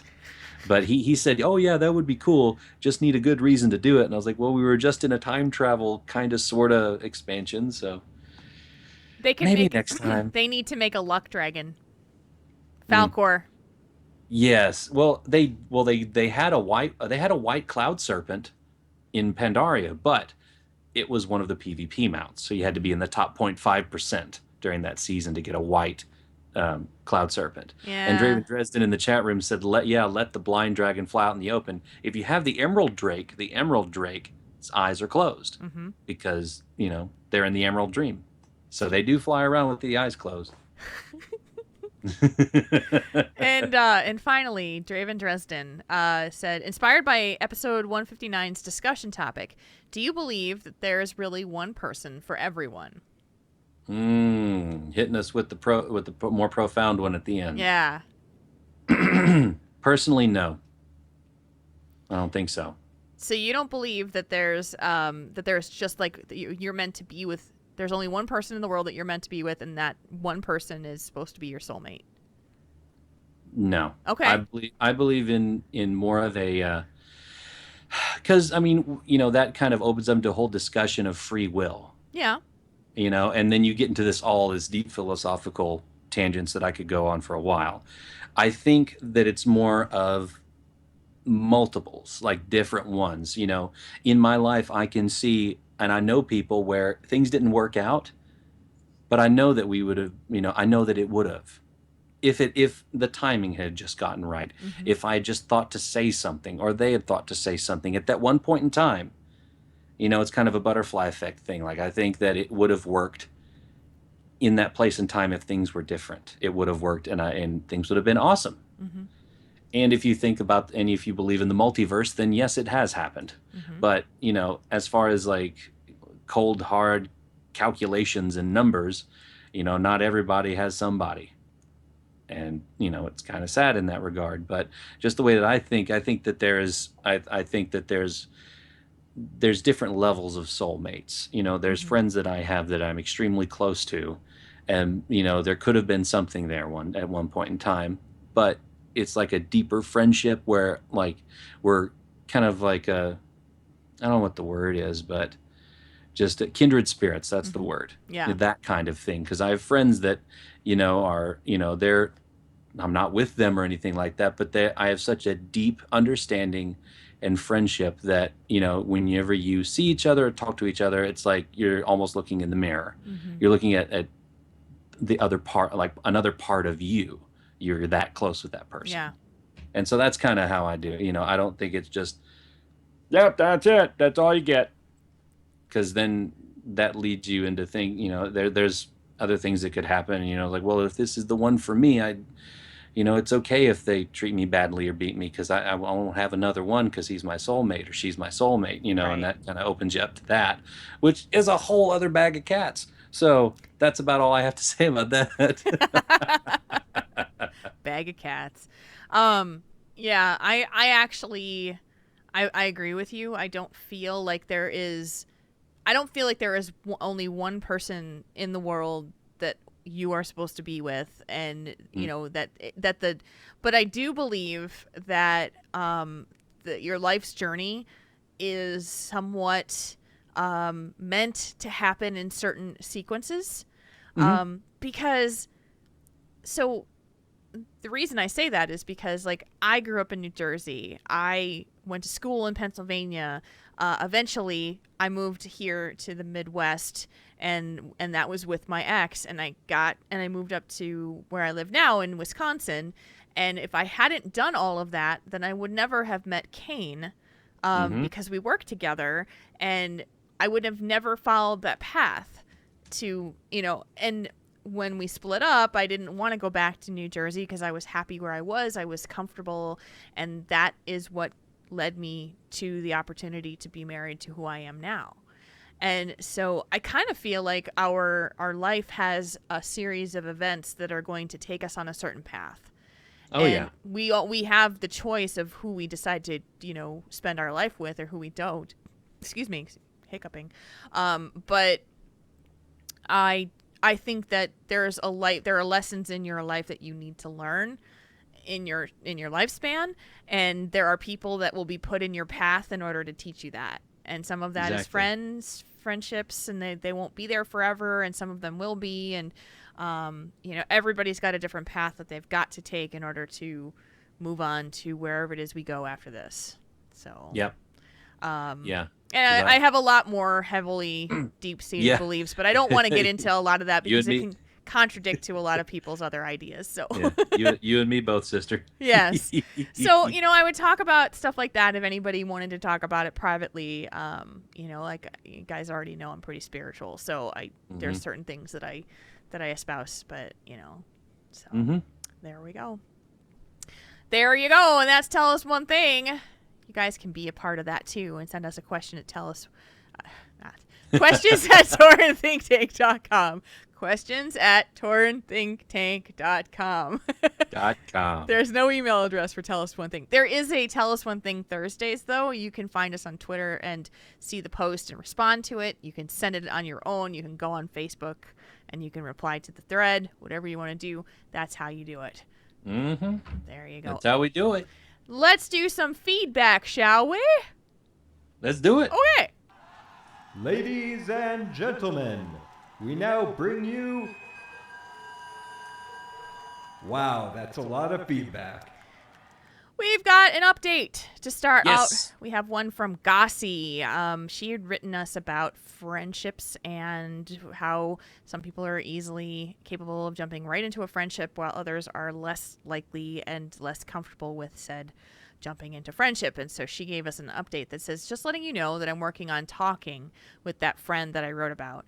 I talked to her about pushing too hard, about how I was feeling like she was trying to force me to hang out, but doesn't appreciate the time I give her. She said she respects that. She backed off a bit, but that lasted for about a week.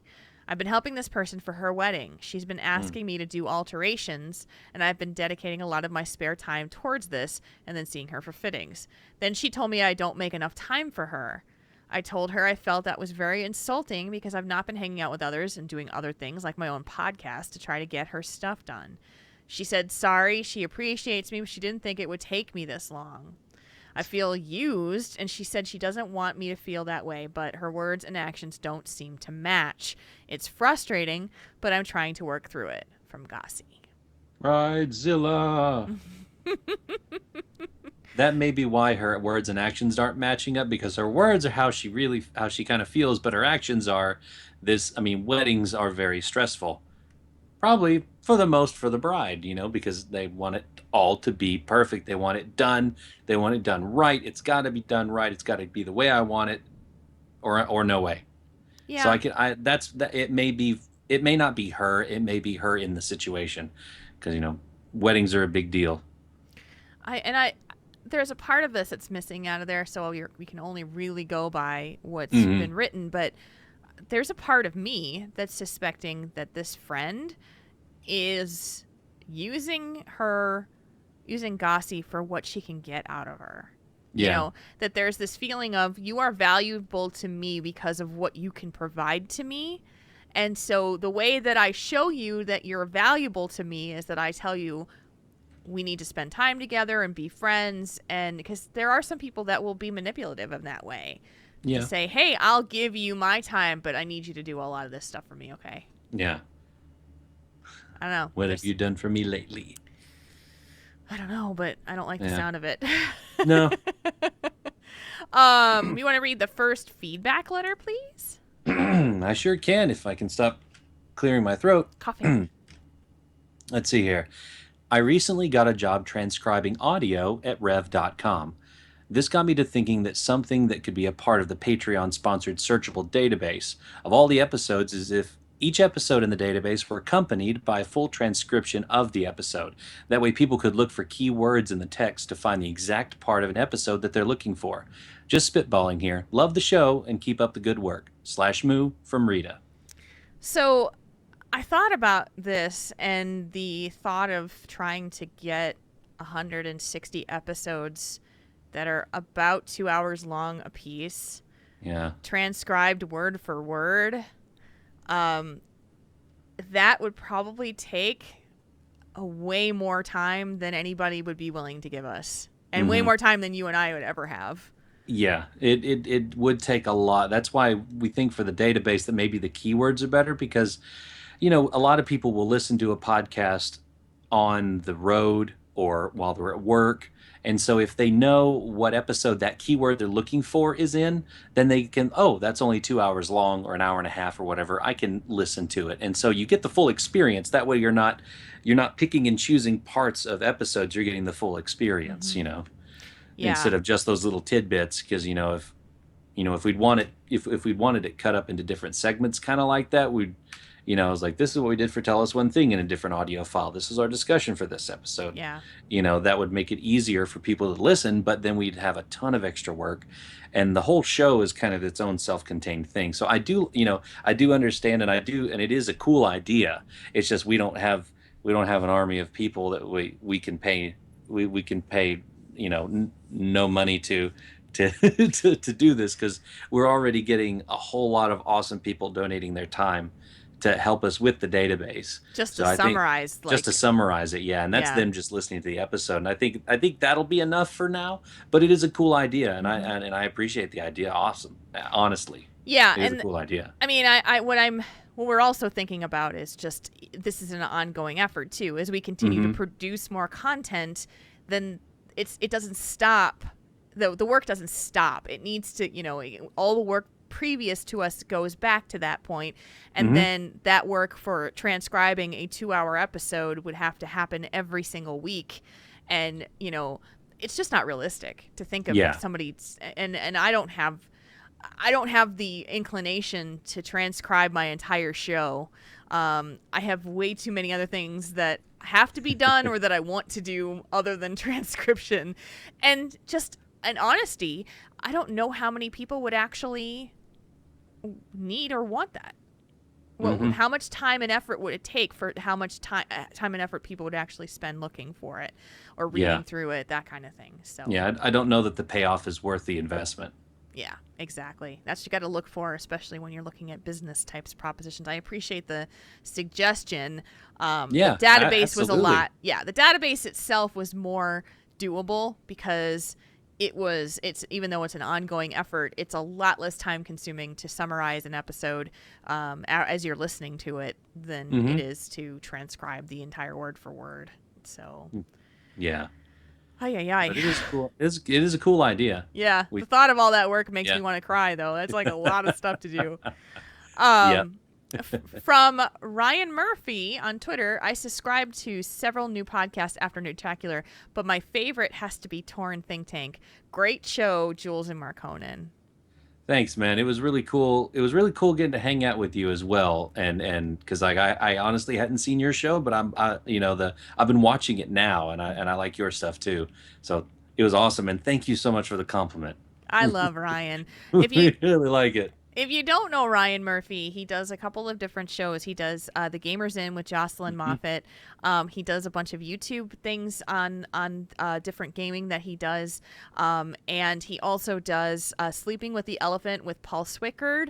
I've been on that show before. And I think he does another one called Zombies Ate My Podcast. Great, great guy. And just the nicest person ever. He and his wife are just great. We had a nice time with them at Nerdtacular. Yes, we did. Yeah. Go ahead and read the next one. From Priest Ivy, catching up on Tauren Think Tank, and Jules and Marconin. You are and Jules and Marconin. Sorry, let me start this over again. Sorry, Start folks. over. There we go. From Priest Ivy, catching up on Tauren Think Tank, and Jules and Marconin. You're totally worth the $50 patron if I had it. Aw, So, that's so we- sweet. We appreciate that, Ivy. Thank you so much. We just appreciate you listening. So Yeah, thank you. absolutely. Absolutely. From William D on Facebook. Hello. I just listened to my first couple episodes in Triple T and think that you guys do a really enjoyable podcast. I still remember my first year playing WoW back in 2009. On my first fishing pool that I fished in Northrend, I caught the turtle mount. Oh. I didn't really think much of it at the time. I was later at work and told someone about it, and I found out it was a rare mount. My coworker said he'd been trying to get it for months. I just love hearing the stories of people that brought a friend in to get Baron's Mount in Strathholm, and they get it on their first try. And I hope that Jules gets her Headless Horseman mount during this year's Hollow's End / move from William D. Oh, some people get all the luck, you know. Some people get all Some the luck. people. But that's what RNG is. You just Yes, it some is. people walk in there and go beginner's luck, woo, and Hey, is this a rare thing? It's just Rivendare's Death Charger. I don't know what that is. I may just vendor it. Oh, I can't vendor it? I'll just delete it. No, Oh, don't do that. don't delete it. Just do it for me. Keep it It's right. not fair. All right, we're going long, so we're gonna do some slash moves right now. Slash moo time. From Mammoth, slash moo to at Cyrene AIE, who is currently on her honeymoon with her hubby and on the ocean. Also, slash moo to Dujoof Awesome for having me tank this week. That's a cool name. Dujoof. Dujoof. Dujoof, man. Next one is up from Draven Dresden. Slash moo to all the pro gamers out there for providing so much entertainment for those of us that enjoy the games. And also slash moo to B for not running away screaming, unclean, unclean, when I asked out to dinner last night. Yay! Go Draven. Grassman! Yay! From Ben the Mage, I'd like to give a slash moo to the people in my LFR that voted with me to kick the jerk face tank. Less jerks equals more fun. Agreed. And finally from Mochteld, slash moo to my best friend Ree, who conquered her first week of dental hygienist school. You rockin' the teeth, girl. She rockin' and cleaning the teeth.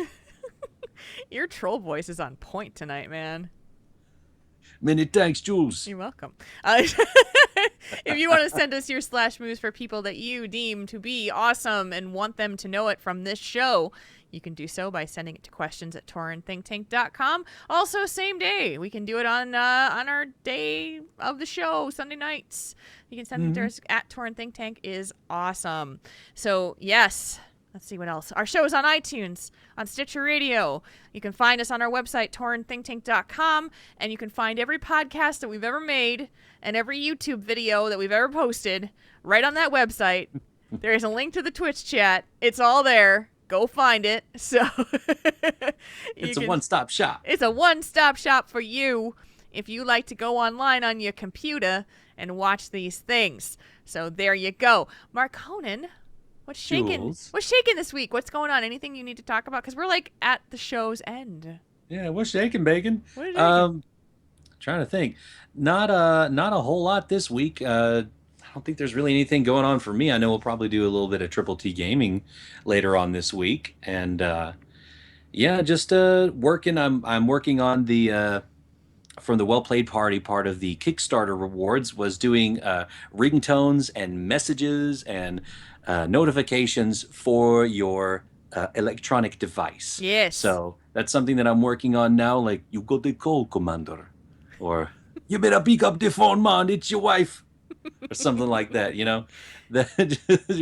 I'm working on those, so getting the ball rolling on that. I did some voiceover work for a band director friend of mine. Got to do a little bit more work with that, doing for their halftime show. So I'm really kind of cranking out the voice stuff. Other than that, just you know, working, WoW and raiding, and just the usual thing. Working, WoW, and raiding. Working, WoW, and raiding. Yeah. What about you, Jules? You got one of them shows this week? Yeah, actually, we should be doing I Remembered It Better this week, actually. Had to cancel it this week because of personal issues on my end. Could not make it. Had to do some other stuff. But we are going to get that done. We're going to do it. So, yes, there will be an I Remembered It Better this week. Don't know when Triple T Gaming is going to happen because I don't know. We have to talk about it because I have another busy week ahead of me. And you know, just trying to balance all the stuff with back to school night now. It's like, this is crazy stuff. So in any case, there will be a Triple T Gaming. We just have to figure out when. I will be glued to the regional championships of Blizz Heroes. I'll be glued to that this weekend. That's happening in Vegas. I'm so excited. So excited. Go Cloud9. I'm voting for you guys. And I'll probably be watching it at some point too, because I watched the arena matches, the regionals earlier today.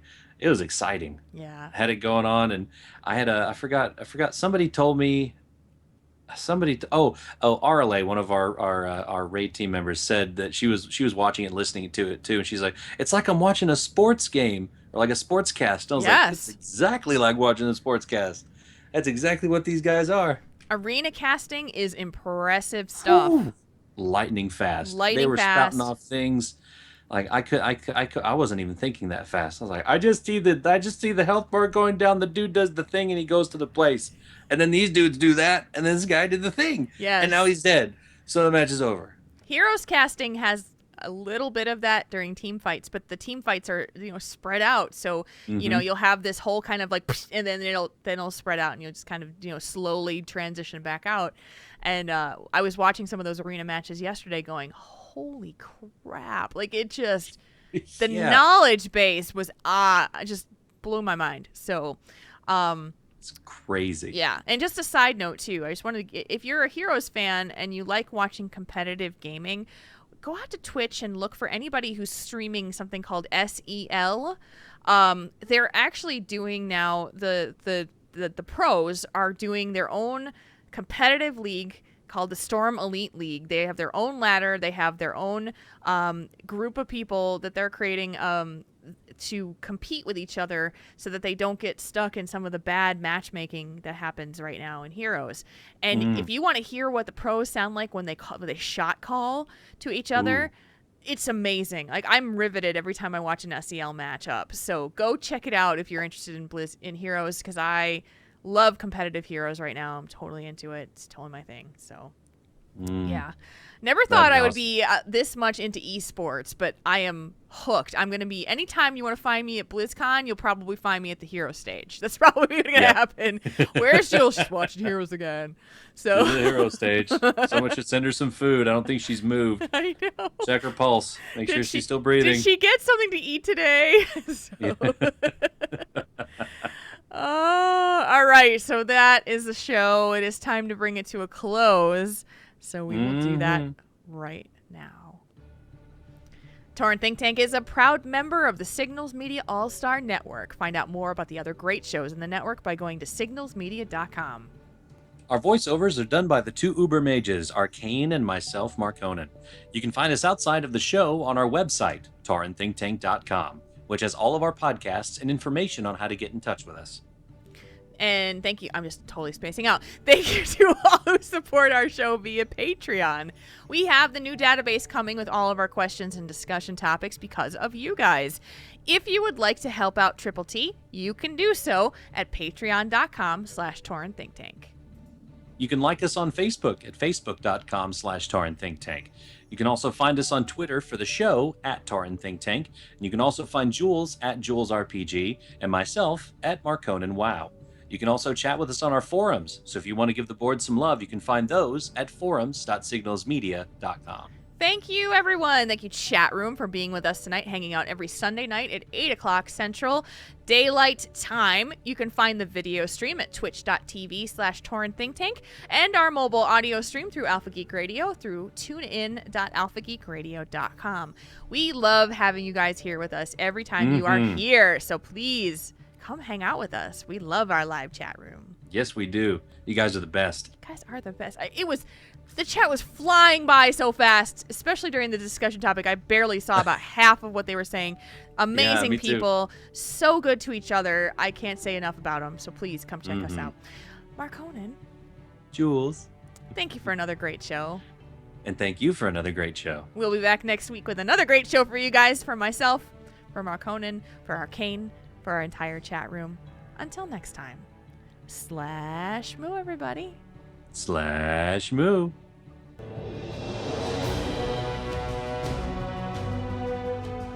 Tauren Think Tank.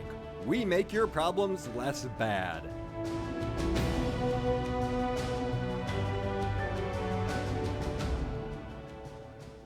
Oh, that thing. Right there. This podcast is a part of the Signals Media All-Star Network. For more information on this and other fine shows, go to signalsmedia.com. It's okay to stick our stuff in your ears. Really? Really? My brain just went at the end of the show. It's like, oh, yeah, I have to do that thing with the stuff. I'm leaving that in. I think that's hilarious. I'm leaving that totally into the podcast. Oh, man. I think I exhausted myself. I think I exhausted Turn myself. The fan on. Goodness, it's I hot. know, it's warm in here. Woo. Goodness gracious.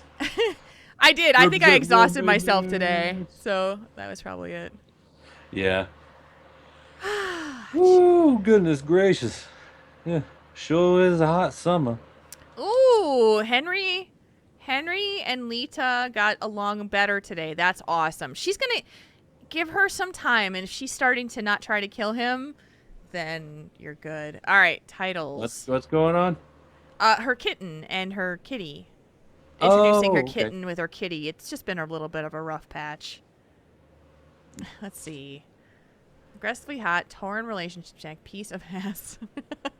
Kitty on a stick, fear my feathery weapons, different levels of soulmate, bag of cats, Pridezilla, less jerks equals more fun. Yeah.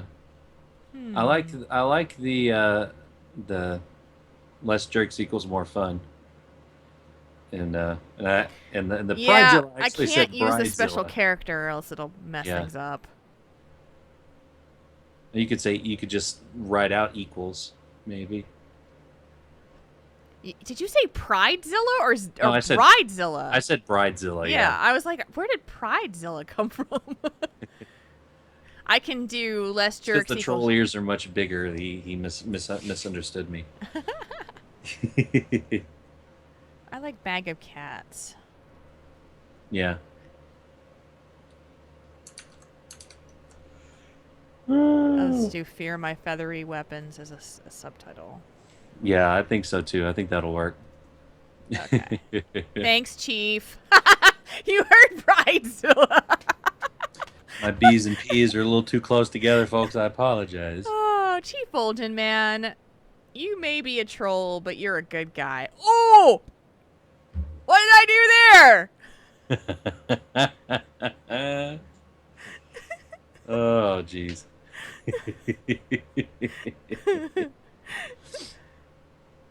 Oh, that works. I just saw it catch up on the stream. Uh-huh.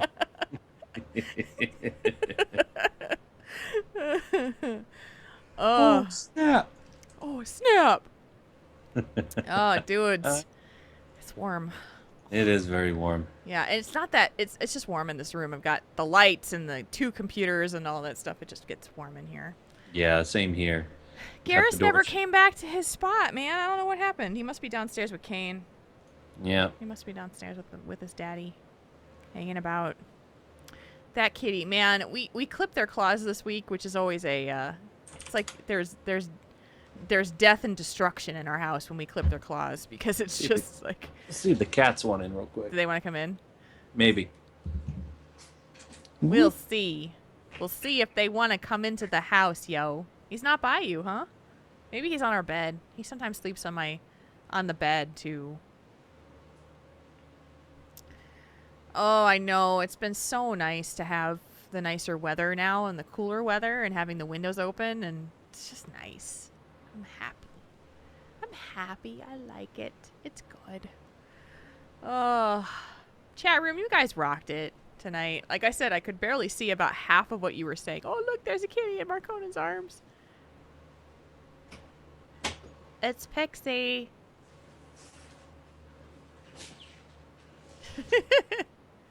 She's so little. Hi, Pixie. She's so little.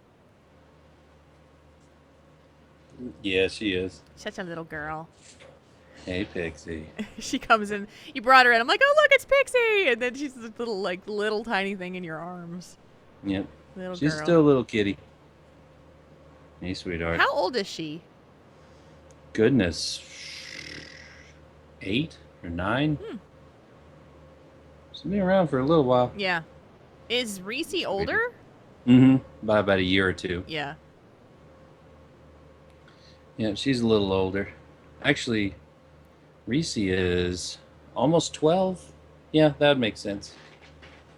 Hey, Aww. she's trying to chew on the cord, Of course. That's what they do. and you don't need to do that. You don't need to do that. You don't need.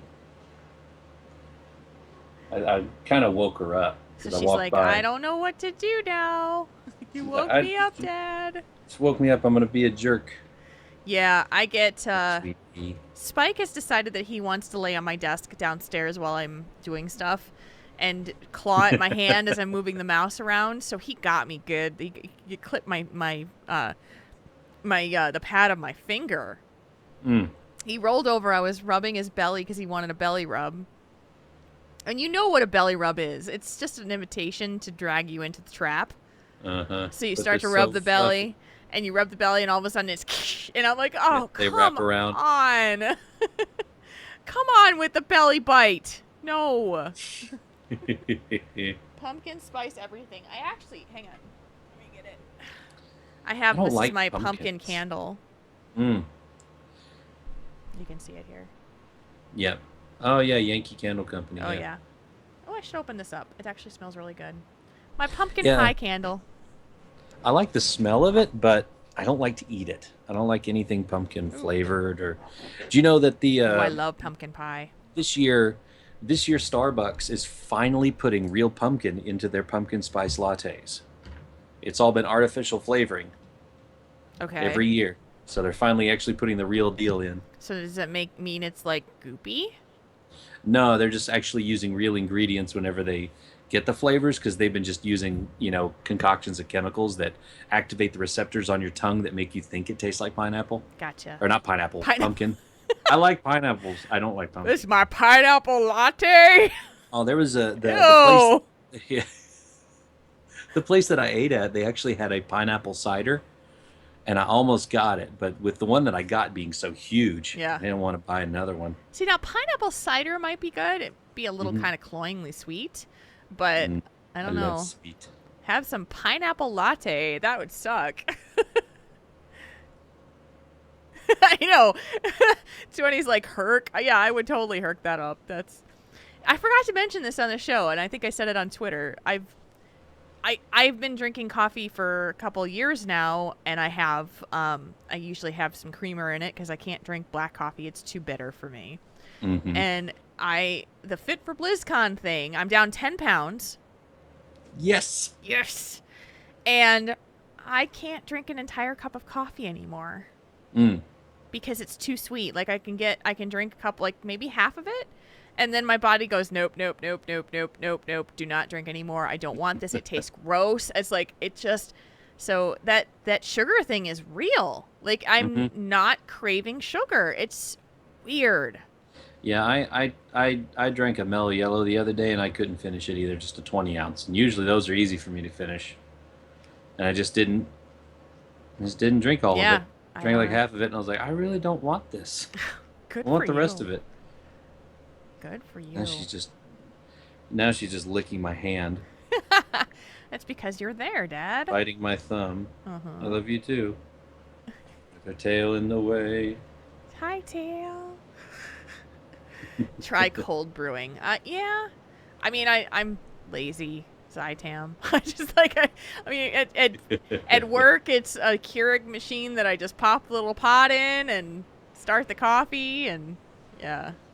So, but yeah. Black tea.